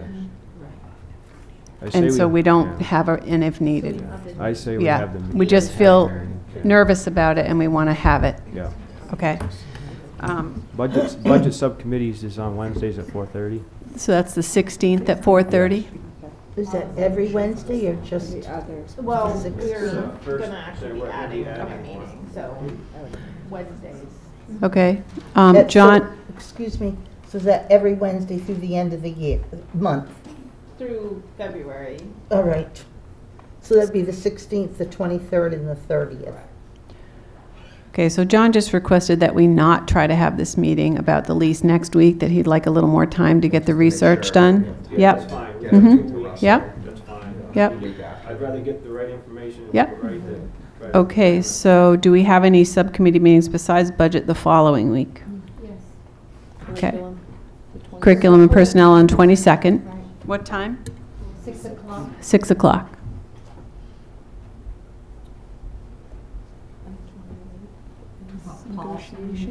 Yes, policy, The 17th? That's next week, so we're. Okay, yeah. Yeah. Anything else the week of the 22nd? Is there a budget subcommittee meeting that there's week? a holiday on the 21st. 23rd. 23rd? Yep. 4:30? Budget. Can I just put out there that we all have a shared calendar through our email? It's Well, we were hoping that we did, but none of us have had anything pushed into our calendars yet, so. okay. I think they gotta sign into it, so they're. You have not, because We it have to- should. I think anybody who posts has to share it. Okay, so let's finish this conversation and then we'll talk about the calendar. Negotiations are the 28th. 28th? 28th. 28th, January 28th? January 28th at 4:30.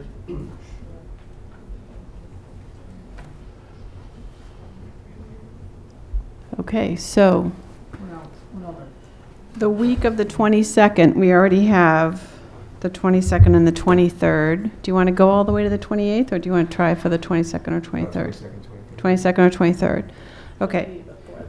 So C&P is at 6. What we need is a quorum of the committee to vote on the lease question. Is a quorum enough for that vote? You need a majority of a quorum. A majority of a quorum, okay. All right, so there's already 5 of us on C&P, right? So we would need 2 more members to attend the C&P meeting on the 22nd at 6. But you can't have a quorum. of We the do. school committee. It can be a posted school committee. We will post the meeting so that it's okay, and we can even separate it as like a special school committee for the vote, and then the C&P. Right. That is what I would recommend. Yeah. Doing 2. So do we want to do it before or after? Do we have 2 members that would be available? I Okay. would be available before. Is it a Tuesday? It is a Tuesday. Okay. Yeah. So I would only What be time? available before. Before? Yeah? Sue, Before or after? before would be better, we're having the chiefs of Yeah. police. So and say 5:30 or 5:15? 5:30. 5:30? Yeah. Okay.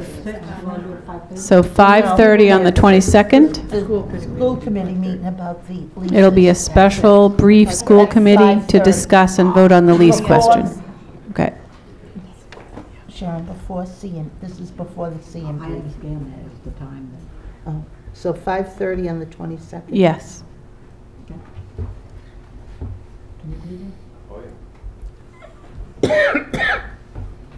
Thank you, everybody, for that. Vote on that motion? Well, yeah, now that we're doing it, right? So all in favor of having a special school committee meeting on the 22nd at 5:30 to vote on the question of the leases, please indicate your vote. All those in favor? Okay. Anybody opposed? Davion has stepped out, so Yep. we'll just. Okay, No, he's recused himself. right. And Robin, you voted, right? Yes. Okay. He did. All right.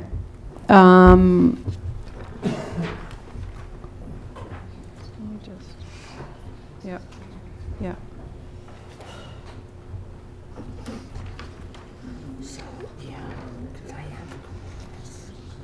I see the hands raised. I'm also looking at the time and the number of items on the agenda, and I'm going to try to keep moving. All right, this is one quick question. Lois, I really want to try to keep moving. I'm sorry. All right. We haven't even gotten to that. Hey, Sue? Yeah. I'd like to move that we take an item out of order and, while we're fresh and thinking, take up the matter of the borrowing. Skip ahead to that. So you're talking about number 8, moving it up to now? Yes. Okay. That's a motion if someone will second. So there's a motion to move number 8 up to the spot between 2 and 3. So there's a second. All those in favor of moving that up? So it's a vote where we would discuss the borrowing and take a vote on the borrowing. Okay, yep. Is there any opposed? Yeah, I couldn't tell. Was anybody opposed to moving that? No? Okay. All right.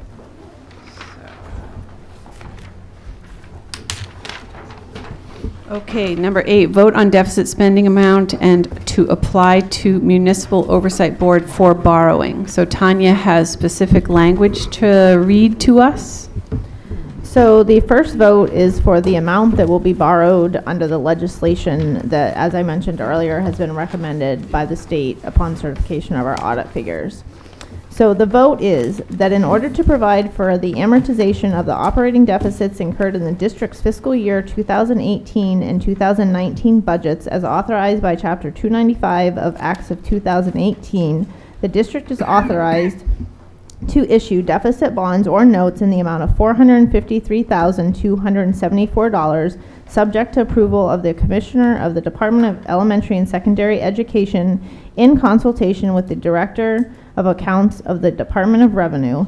Any premium received upon the sale of any bonds or notes approved by this vote, less any such premium applied to the payment of the cost of issuance of such bonds or notes, may be applied to the payment of costs approved by this vote in accordance with MGL's Chapter 44, Section 20, thereby reducing the amount authorized to be borrowed to pay such costs by a like amount. Translation, please. So you're authorizing the district to borrow $453,274.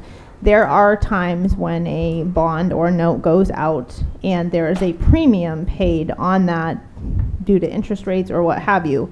If we were to receive a premium payment, that would offset the total borrowing essentially that we would be repaying. But this is not a bond, so I do not anticipate that happening. This language came from bond counsel at Unibank. Okay. Any school committee members have questions about that language or the vote that we're about to take? Do we want to discuss?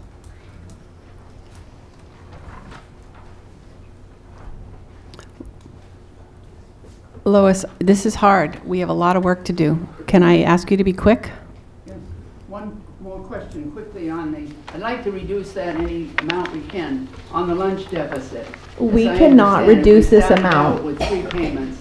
We made, they've let us make 1. Correct. Okay, is there any chance that we could get a second one in to reduce that The debt? state has asked us to borrow this amount at this point in time, and we have to move forward with the vote. Do they know that we would like to pay, possibly pay a second payment? That wouldn't happen until FY20, and we have to have the deficits off of our books by June 30th of 2019. What if we paid it before that time? That ship, I think, has passed at this point. We have to take a vote to move forward, or we won't see these funds by the end of the year, which we cannot allow to happen at this point. So I would move that the school committee makes their motion to accept the vote as read. You can't move. David. I will move that, but I did have a question. And that is, I believe this is the least we can borrow. This covers our transgressions, It doesn't pad it in any way. There's no working capital being borrowed. This is what we need. Is there any prepayment penalty? So if the towns come through on July 4th with some more money, we could pay it down. It is district funds that would have to be used. So, Robin, did you have your hand up, or are you done? I was kind of piggybacking off Okay. that question. At what point do those funds that the towns were giving us for that deficit, at what point would they become district funds? Because from your description earlier, it sounded as though at any time, if we had money that we could put towards this, It would we have could. to be voted into our revenue. Okay. Otherwise, we cannot use the funds. But that could, there's potential there. If the towns want to give us an extra assessment to pay off that would need to be part of our revenue, and we would need to know about that now because we're in our budget process. Sharon? I'd like to second David's motion. Okay. Okay, David, do you want to put the motion into words? I'll retract my second. If you could. I think we're moving the document she read, and As written. Okay, so we'll could make you you a summarize copy, it one Ann? more time as you did at the end of your reading? So this basically is stating that under our legislation, we are borrowing $453,274 with the approval of the state and DESI. But what we are actually voting is that long. That long. Correct. It would be better if a committee member actually read that as a motion. It's the same as like a building project. They actually want you to read the whole motion. Would you like me to? The second one With feeling. also needs to be read for the next. Okay. You make a motion? Who's making the motion? Would you like me to do it? Go ahead, you make. All right, you so can do the I move, you retracted. Okay. So I move that in order to provide for the amortization of the operating deficits incurred in the district's fiscal year 2018 and 2019 budgets, as authorized by Chapter 295 of the Acts of 2018, the district is authorized to issue deficit bonds or notes in the amount of $453,274, subject to the approval of the Commissioner of the Department of Elementary and Secondary Education, in consultation with the Director of Accounts and the Department of Revenue. Any premium received upon the sale of any bonds or notes approved by this vote, less any such premium applied to the payment of the costs of issuance of such bonds or notes, may be applied to the payment of costs approved by this vote in accordance with MGLC 4420, thereby reducing the amount authorized to be borrowed to pay such costs by a like amount. I'll second it. I'll write down what you said. All right, seconded by Sharon. Is that the appropriate part that needed to be read? Yeah? Okay. All right, all those in favor, please indicate with your hands.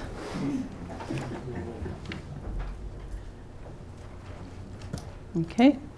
Opposed?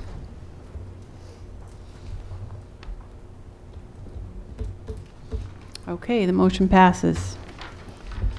All right, let's go Do we back. need to? Yep, so there's a second vote Yep. that needs to go along Yep. with that. Do you need that paper, or can she just read it? She'll need to read All right. it. And I'll just kind of preamble this. So this next vote is allowing us to go before the Municipal Oversight Board for the borrowing, which is what John and I will do on February 20th. Once this is voted, Stacy stamps this and sends it off to bond council tomorrow. Then they fill out the Municipal Oversight Board application to begin the process. So I'm just gonna, can I rephrase and make sure that I'm clear? The second vote that we're taking is essentially authorizing our district treasurer to act on our behalf in seeking this. You have to read the vote word. But no, I'm asking you, that's what you're saying. It's giving us the application to go to the State Municipal Oversight Board Yes. for the state qualifying note. Right. And we're also basically authorizing you as our representatives to be there presenting our plan. Okay. Right. That's actually the treasurer. The district treasurer is authorized. The district treasurer is technically who any borrowing goes under, so when the note is actually issued, he will have to sign that note. Okay. Okay. So, I move that the district treasurer is authorized to file an application with the Commonwealth of Massachusetts Municipal Finance Oversight Board to qualify under MGLC 44A, any and all bonds or notes of the district authorized by this vote or pursuant to any prior vote of the district, and to provide such information and execute such documents as the Municipal Finance Oversight Board of the Commonwealth of Massachusetts may require. I'll second. All those in favor? Good. Opposed? Okay. I just have a question about the first vote. Did that need to be a roll call vote? It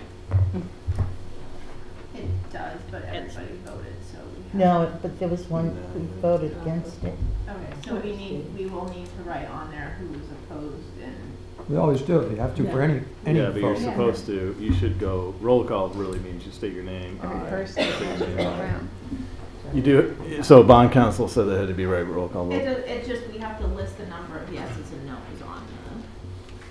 on that piece of paper. Well, our requirements have that we have to list 2 votes for it, or at least everybody voted in favor of it. And identify one.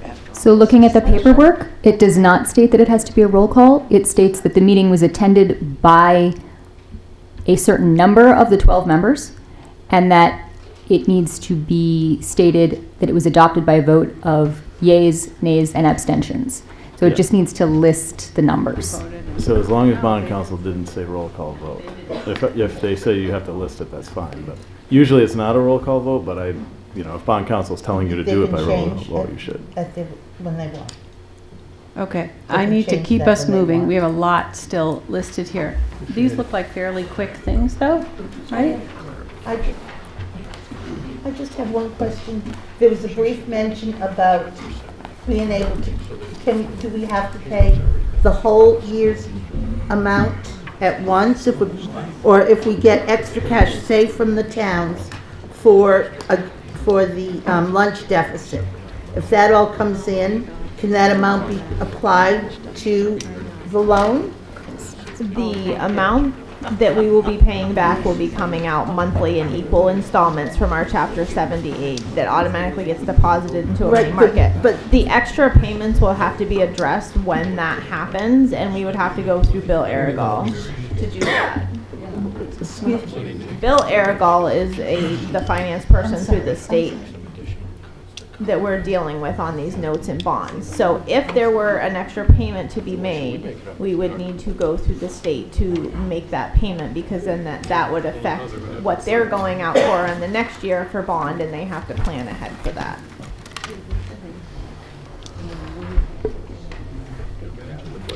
Okay. My concern is that it's getting late, and I really want to hear from the subcommittees. Is there anything on our list under new business that could go to our next meeting, or could we have the subcommittee reports before we do the list? Sue, could I have one question, quick question on the clarification on the payment of that note?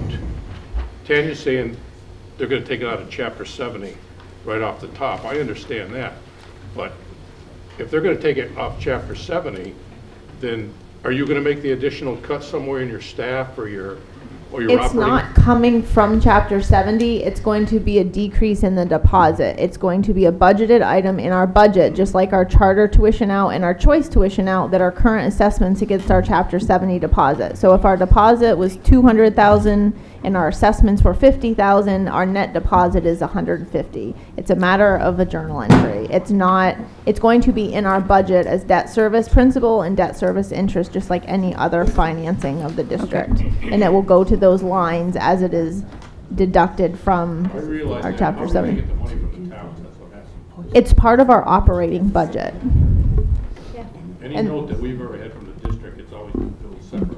This one unfortunately doesn't follow any of the rules, and we have gone through this with doing what we need to do and doing it the right way. I don't know.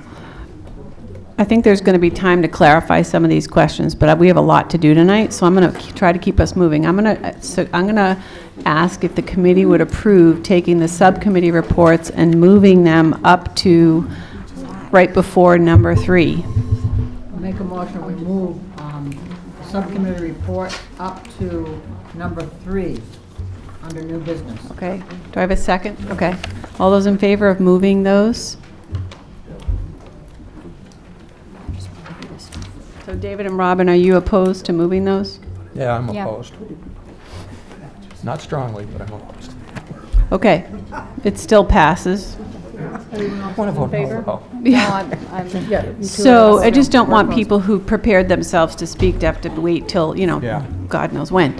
So let's start with negotiations. It's very short and sweet.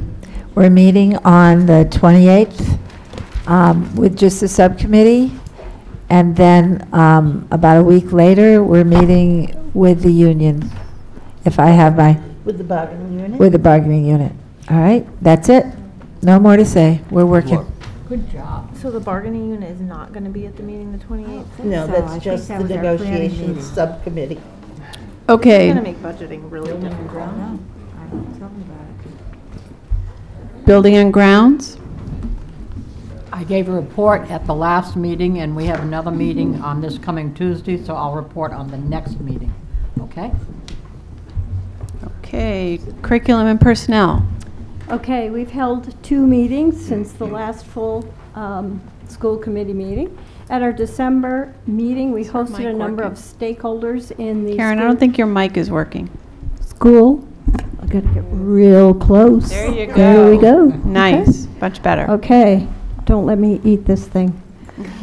Okay, so we hosted a number of stakeholders in the school resource officer position, including the 4 chiefs of police officers from those departments, the former SRO officer Heath Cummings, a representative from the state police, selectmen, etc., to conduct a discussion on the new memorandum of understanding for the school resource officer and the hiring process, including the composition of a selection committee.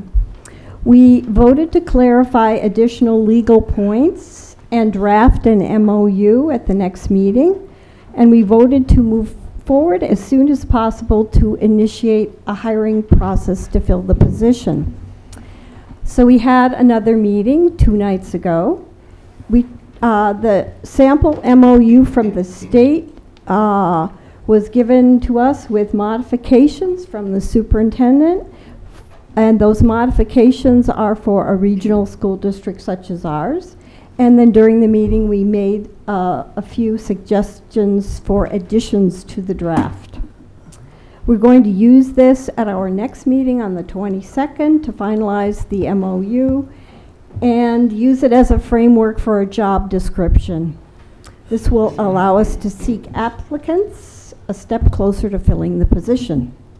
Tuesday, we also approved 4 new second semester elective courses at Pioneer. None of these courses will require additional costs. Let me see. Do we need to know what they were called? No. I can tell you. Karen, before you go, the committee needs to approve the new courses, but I don't see them listed in our packet. So. Oh.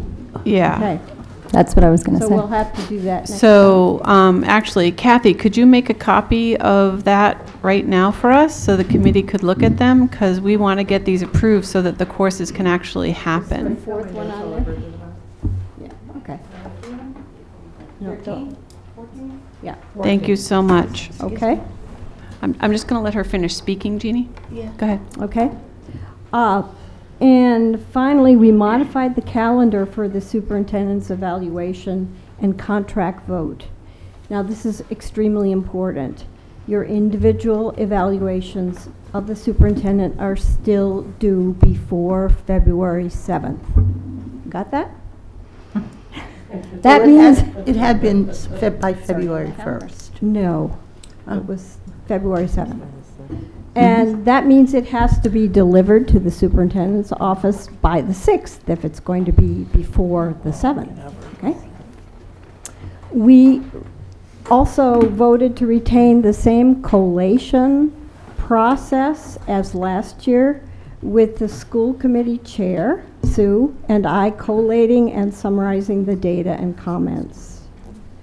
The change in the dates is to the actual vote, and it was originally going to be on March 14th meeting, but now we've moved it up to February 14th meeting, which is our next school committee meeting. So we'll be voting on the superintendent's contract after a discussion of the evaluation results. John has prepared an amazing binder, and that binder has all of his evidence, which I'm sure you were overwhelmed with in your school email boxes this week. So if it is more convenient for you to, instead of printing all that or trying to scroll through it and turn the pages the other way, on your computer, you can arrange to come in and use his binder where it's all printed out for you and do your evaluation here if you would like to. Members of who have done this before, used this tool before, I'm sure would be happy to assist new people with the process. Okay? Okay. We have to, there was something we needed to do. He went on a long time, but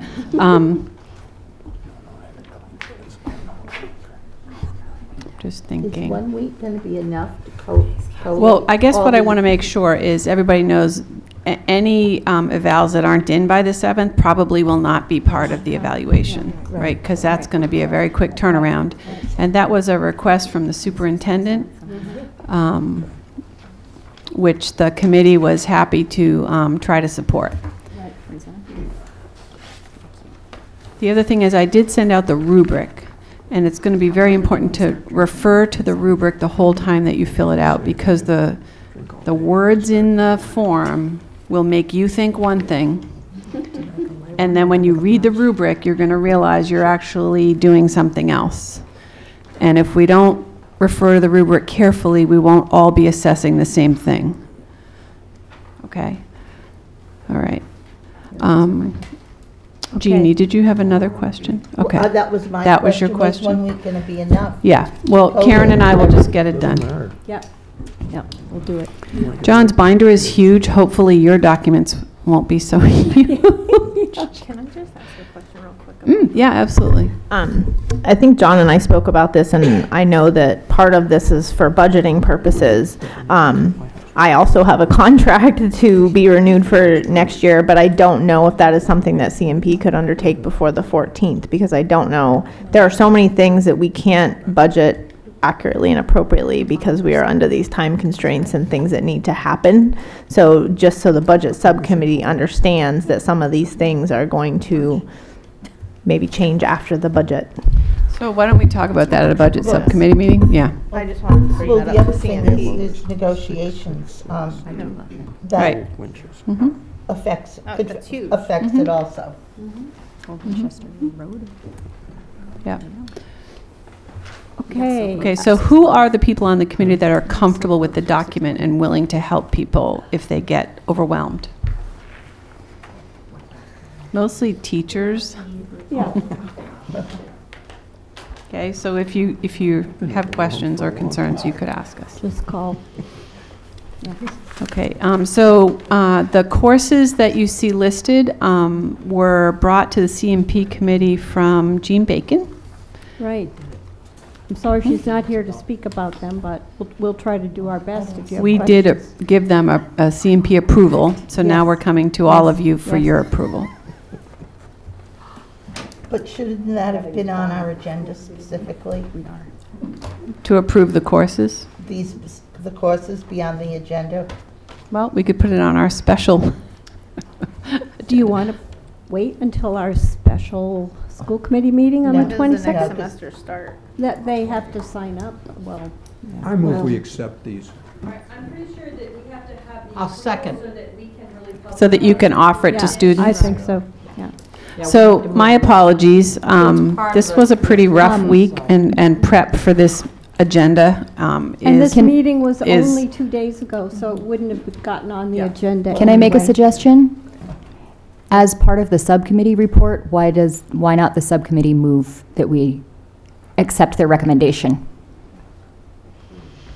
I just think David's making a valid point, that when we put things on the agenda, even for a subcommittee report, we could be a little more detailed and careful when we know ahead of time.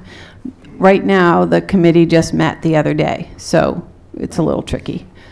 And we have a new teacher creating new classes and a new semester starting, so we're trying to help out. We have a motion and a second. So, David? I'd like to speak in favor of my motion. I think it's better that the school committee, even if through a flawed process, approve this, than the staff go ahead and do it anyway without school committee. Okay.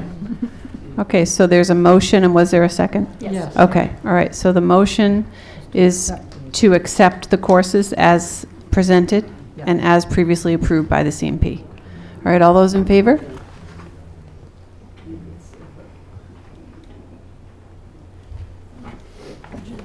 Okay, Ian? All right, thank you, everybody. But I just think David's feedback is good. When we have a little more clarity in our agenda, it's good, and I will work on that. Thank you, Karen. Budget. It'll be short and brief. Tanya brought us a sample packet of how the spreadsheets are going to be distributed out to us. The budget book. The book and the breakdown. She's currently working on getting us 4 breakdowns of budget items for next week's meeting on Wednesday. And the detailed work that she's been doing is extremely helpful. Thank you. So I have a question. Yep. So the committee is looking at budgets that show a variety of scenarios coming up. Correct. And that's, it almost seems like I've been in contact with her daily, multiple times a day, just to try to get a better grip on what is happening in this process. And the documentation's been pretty extremely helpful. Yep. It's the head injury. David? I had a concern coming out of the last budget committee because Tanya described a process of working on level service budgets. And what I think I've learned so far is that with wage increases on the order of 4.5% and health insurance increases, that's not a level funded budget. And we're hearing from the town finance committees that they're not interested in seeing the assessments increase. That in and of itself is a huge problem because last year when we attempted that, to accomplish it, because of the way the formula worked, our budget needed to fall by $1 million so that no one town's assessment would go up. So I think the finance committees need to give a bit, but I'm glad to hear we are working on multiple scenarios because from my experience, level service budget is not attainable. Well, it's not level funded. Can't be a level funded budget. Just to follow up on that, we have multiple meetings between the administrative, myself, and John to go over collaboratively with each section of the 16 categories in this budget. It will be a first go around. All these budget sheets are out on Google Docs, so the budget subcommittee, if there are changes or things that need to be done after we have an initial meeting, those things will be shared and viewable so that the process is a continuous process, not just we see each other every Wednesday. And I'm hoping that will get us to the point that we need to be. The revenues is where we're going to see, obviously, we're going to struggle with trying to figure out where we need to get those revenues to fund a budget that is conservative but also meets the needs of the students. So there are several meetings between myself, John, and the staff over the next couple weeks to accomplish that. So I guess my question is, will you be showing us what it would look like if we did not have any increased assessment to the towns? We will do a first round. So what's happening now is the staff and administration are putting the budgets together as their needs are. We then will need, we won't see, I don't even know that we'll see numbers from the state, so we have to be very conservative with what our revenues are. And then we know we will know what our deficit and cuts need to be depending on what we are looking to go to the towns for. So the revenue scenario is what's going to drive any changes that are made to what's brought forward by the administration. That's why there is a section in the budget for administration recommended. That section will be where we make cuts, adjustments, whatever, to make whatever scenario the school committee wishes to present to the towns viable. But there won't be 3 completely separate budget books for each department. No, no, no. I just wanted to see the different scenarios. Yeah. Robin? I just want to be clear. The budget subcommittee is all going to have access to a Google Doc, an editable. It's not going to be editable. They will be able to see the changes that are made by the administration, and there will be notes so that if there's any changes, like for example, we're talking about healthcare facilities and some other items next week, but there's not, certain things aren't solidified. So when we have final numbers, they will be able to see those I just changes. wanted to be sure that it was not editable. No. Because I don't want to run across Google open meeting Sheets allows violations. Google Sheets allows you to edit, view, or comment only. So that's a good, is it okay? No to just comment. take out, because she does frequently. So you want, you can't comment.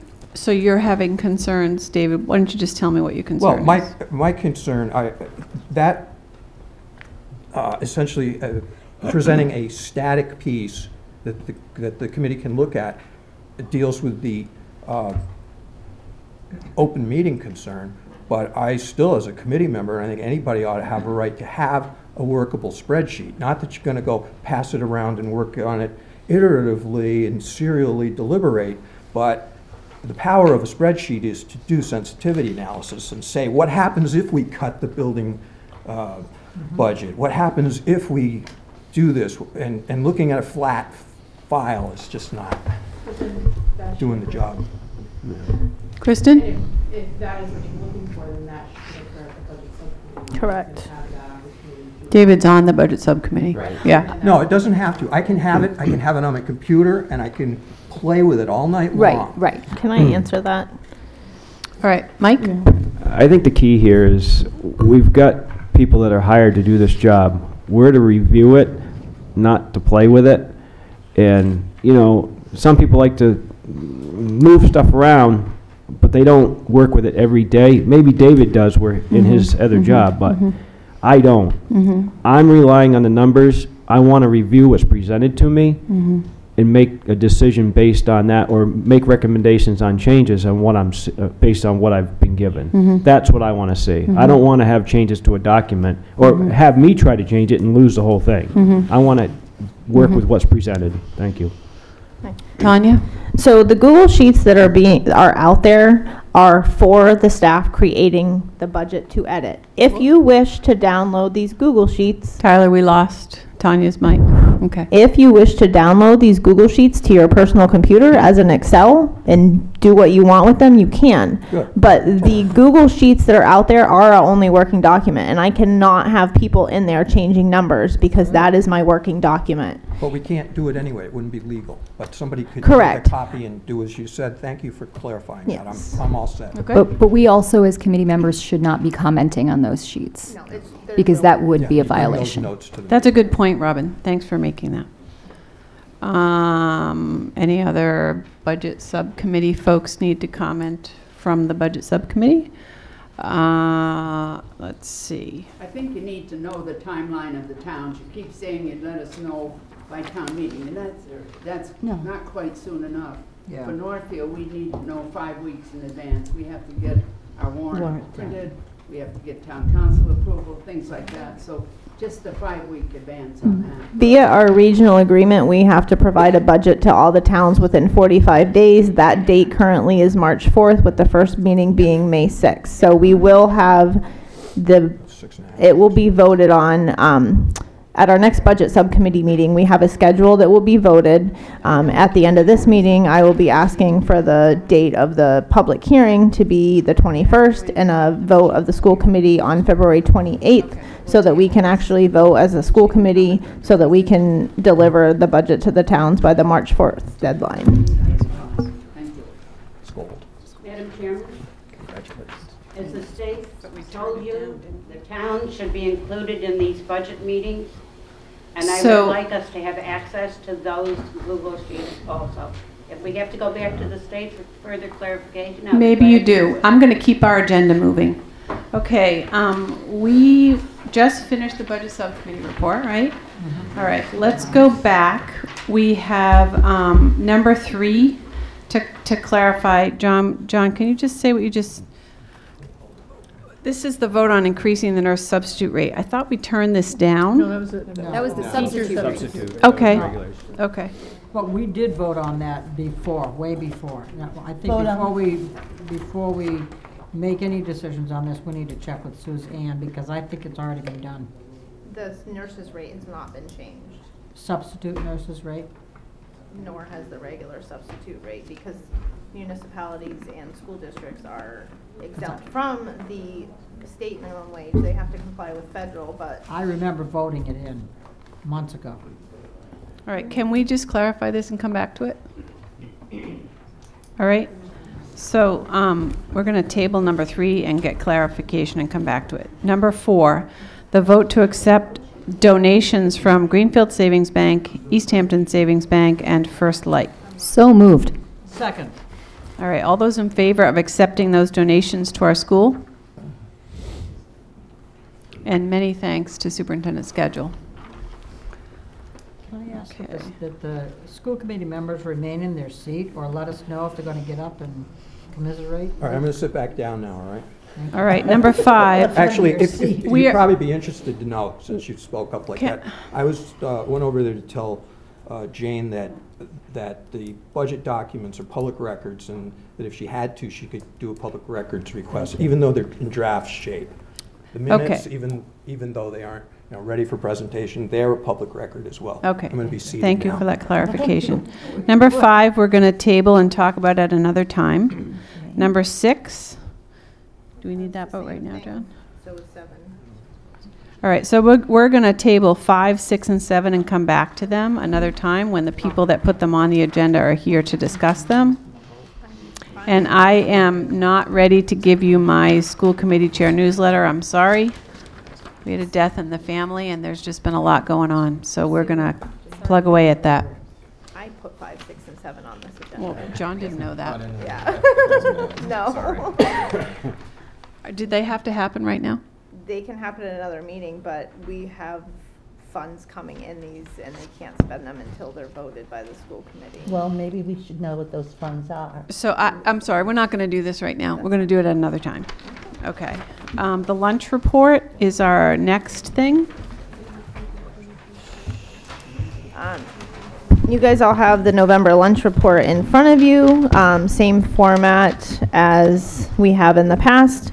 The cumulative revenue for the year at the end of November is $20,354.48 for the district. At the last meeting, I did a projection for FY19 where I discussed that we would need to cut $2,000 from our cost essentially on a monthly basis to come at break even at the end of the year. I updated that today, and we did essentially save a little over $2,000 in the month of December against what we had projected we would be at. So we are in line to continue to cut that $2,000 from our cost monthly and hopefully break even at the end of the year. Excellent. Great. Thank you for all the careful work on this. All right. Yeah, yeah. Mm-hmm. Just because we didn't vote on them, and we're going to come back to them, so that at another meeting, yeah. February 14th. I just feel like at times I have to prioritize so that we aren't here so late. Yeah. I think we should all boycott it. All right. as we go along, the next one is staff changes. Do we have any staff changes that we need to discuss? I didn't see any staff change report, so. neither did I. Okay. All right. We've already done our subcommittee reports. Is there any other business? Mike? I guess I'd go back on to the budget subcommittee thing. I know David's gonna have some personal stuff, and I was wondering the shortage of personnel in the subcommittee for the budget. Yep. Because David has some stuff coming up and won't be able to attend some of the meetings. Would it be wise to have an extra person put on? I know we couldn't do 2, but we could do 1. Is that something we could facilitate? Good point. I just don't, we got so much stuff to cover Mm-hmm. and such little time. Mm-hmm. I mean, I know Tanya's working like crazy, Yep. providing us information, but we got to go over that information. Yep. There's just no replacement for Dave. No, I know. So, Conference call. So Sharon, are you volunteering? I'll try to replace you, David. All right, so Sharon's willing to be another set of eyes for the budget subcommittee? I'll give you a call. Okay. Conference call. Does anybody So- else want to do it? I don't mind doing either, but we do have to take a vote. So we did originally vote our roster of subcommittee members, so we probably have to vote to add someone to a committee, right? So all those in favor of adding Sharon to the budget subcommittee? Well, do we have to make it as a motion? Yeah, okay. I'll second it. All right, all those in favor of adding Sharon to the budget subcommittee? Thank you for volunteering, Sharon. It's a big deal. There's a lot going on. Anyone opposed to adding Sharon to the budget subcommittee? No? Okay. Don't say that so surprisingly. I am very grateful, Sharon. Thank you. Yeah. Okay, good and welfare?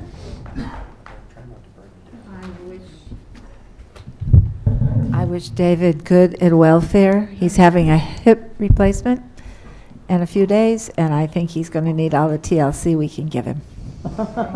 Yeah, they're waiting on the brain transplant. So you're walking around without a brain, right? Okay, the next meeting of the full committee is Thursday, February 14th, 7 p.m., right here. Okay, thanks, everybody. So I have a motion. Oh, Tanya? It's actually the special meeting. It's the special meeting. Oh, that's right, we have a meeting before that. Yeah. 22nd at 5. 22nd at 5:30. So I need to ask, obviously, as the chair, to add the dates for the public hearing and for the vote. Yep. Of the. To our roster of meetings? Right. Okay. So my proposal, based on our budget subcommittee meeting and the work we have in front of us for the public hearing, because we decided we didn't want to have it on February 14th, the same night of the school committee meeting and a tech night and all kinds of other things happening at the school, is Thursday, February 21st in the auditorium at 7 p.m. February 21st? Correct. And that the... What time? 7. And that a separate meeting of the school committee just to vote the budget would be held on Thursday, February 28th at 7 o'clock here in the library. And is that going to be the only thing on the agenda? Yes, and the reason for that is because we need to vote so that we can get it out to the towns. The other meeting that I would like to have the school committee do is meet prior to their official vote on February 7th to review the entirety of what the budget subcommittee is proposing, so that the meeting isn't going to be the first time the school committee is looking at this budget, as has happened in the past. So what you're saying then is a meeting every Thursday in the month of February? Because our regular meeting is the Right. 14th. And unfortunately, with the budget, we have a process we have to follow, and in the past, the school committee has got the budget the night of the vote, and you guys have to, if we're gonna present it at a public hearing, there needs to, you can do it on the 14th if you want. You can look at it on the 14th, but In the past, if we see it at the public hearing, But I don't think that's well-informed school committee to see it at the public hearing first. I just, based on the history of what's happened with the school committee, I know it's a lot of meetings. The budget subcommittee is meeting every Wednesday, but we've got to do our due diligence this year with this budget. Are you going to be ready? Kristen? There is a policy in place that states that we are to read all materials and come to the meeting prepared on whatever the agenda is. So, with that being said. Yes. What point are you making? That we need to have Do your homework. materials in advance to be able to time to review them. So you support the idea of the February 7th? Yeah. Yeah, okay. Just wanted to make sure. David, you had your hand up? Yeah, I don't know if I can remember why. My question. Jeannie, you had your hand up? Is the budget going to be ready for us for September? Yes. The last budget subcommittee meeting that we have scheduled is February 6th, the night before. It's back. David. So last year, let me back up. The budget hearing happening minutes or a day or short time before we actually vote the budget seems a little weird. Last year, we had a pre-hearing, and we're on tight time frame, but we really need to do as good a job as we can involving the towns, involving the finance committees, communicating, getting them up to speed with us, and we can all, it'll work better that way. So I just want to urge that a special effort be made to work with the towns. Are you in agreement with this schedule, the 7th, the 14th, the 21st, and 28th? Yeah, for Well, you're not meetings gonna I'll be be attending, here. yeah, I'm fine. But does that address your concern? You know, there's a policy that if someone can't physically be here, we can patch them in. We can conference call. But my question is, I want to make sure that, because we're Well, talking about having a bunch of Yeah, I guess extra it's meetings. just let's make sure we're listening and integrating what we're hearing, because to have a hearing at the end of the whole budget is just a misnomer. Right, so that puts 2 meetings before the hearing and then a meeting after that to vote. Okay? I've been on this committee for a long time, and I never can remember us voting without having a pre-hearing or a pre-budget informational meeting. So I think that's been past history, and I think we need to continue. Okay. Is the week of the 21st the February break? Yes. Okay, I will be out of state, just so you know. So that's a problem. That's public. That's the hearing. That's supposed to be the public hearing. It's not going to work. No, Pat's gonna have to- Kristen will be out of state. Yeah, Pat can run the meeting, can't she? I don't actually know. We'll be on vacation too. So the public hearing, there's no votes? You can be Are gone. you away or are you around? It's up in the air.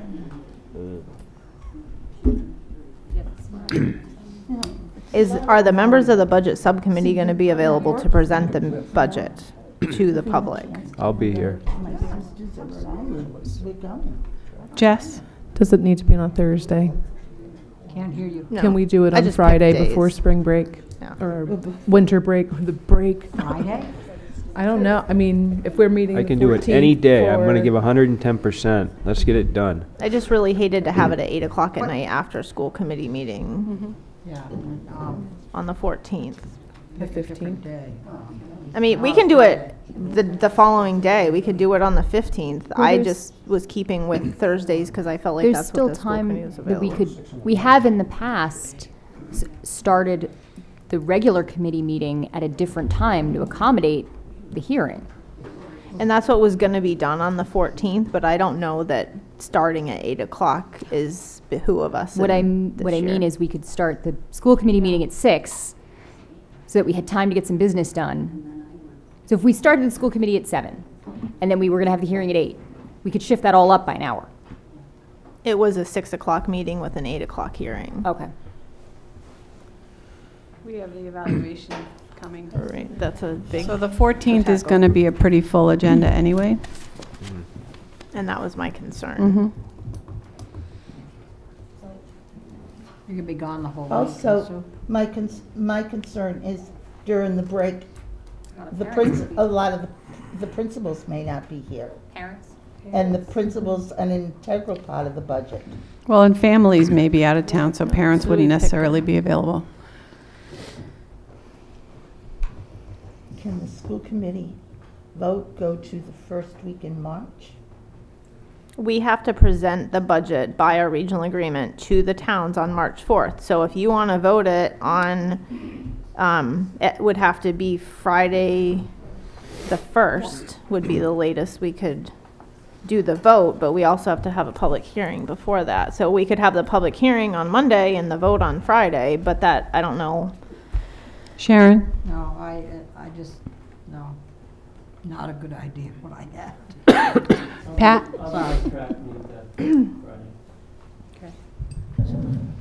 So we really aren't married to Thursday nights.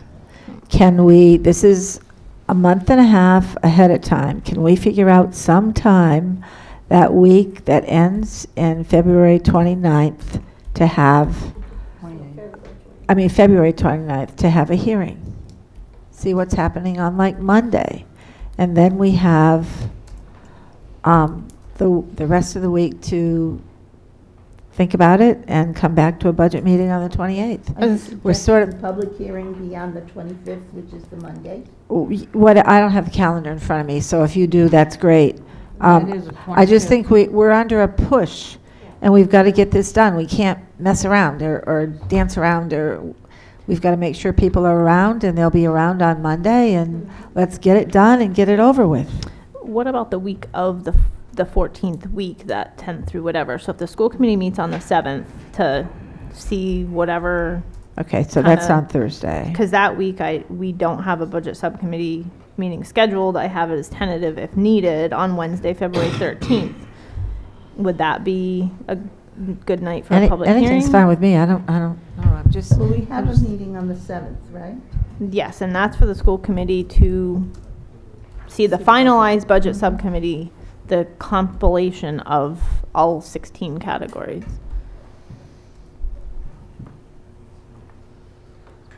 I don't think we should wait till the last minute. We might get snowed on. That's happened. That has happened. That happened last year. Year before, I think.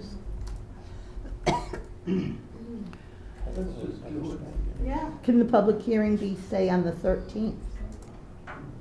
It's a Wednesday. That's what I was proposing, the night before the school committee meeting. Okay, so gone here. Wednesday, February 13th, an additional school committee meeting at 7 p.m. to It would be the public have a hearing. public hearing to review our budget. Is everybody available that night? Oh. On the 13th, you'll be in Boston? I can't do it. You can't do a Wednesday. I can. And also And you won't be there. There are selectmen's meetings on Wednesdays. Okay. Meetings on Mondays. What about Tuesday, the 12th? Yep, I can. That will work? Nope. I could do the 11th, but. Monday, the 11th? No. Monday, the 11th works better for me. Bernardston is having a Saturday morning at 8 o'clock. town, one of the town committees in Bernardston is on the 11th. Monday, the 11th, Mhm. yes, 6:30. And we may not get every school committee member at the public 12th. hearing. Let's stick with the 12th. But the more we can have, the For the better. public hearing? Well, most of the people can come, right? On the 12th. Raise your hand if you're available on the 12th.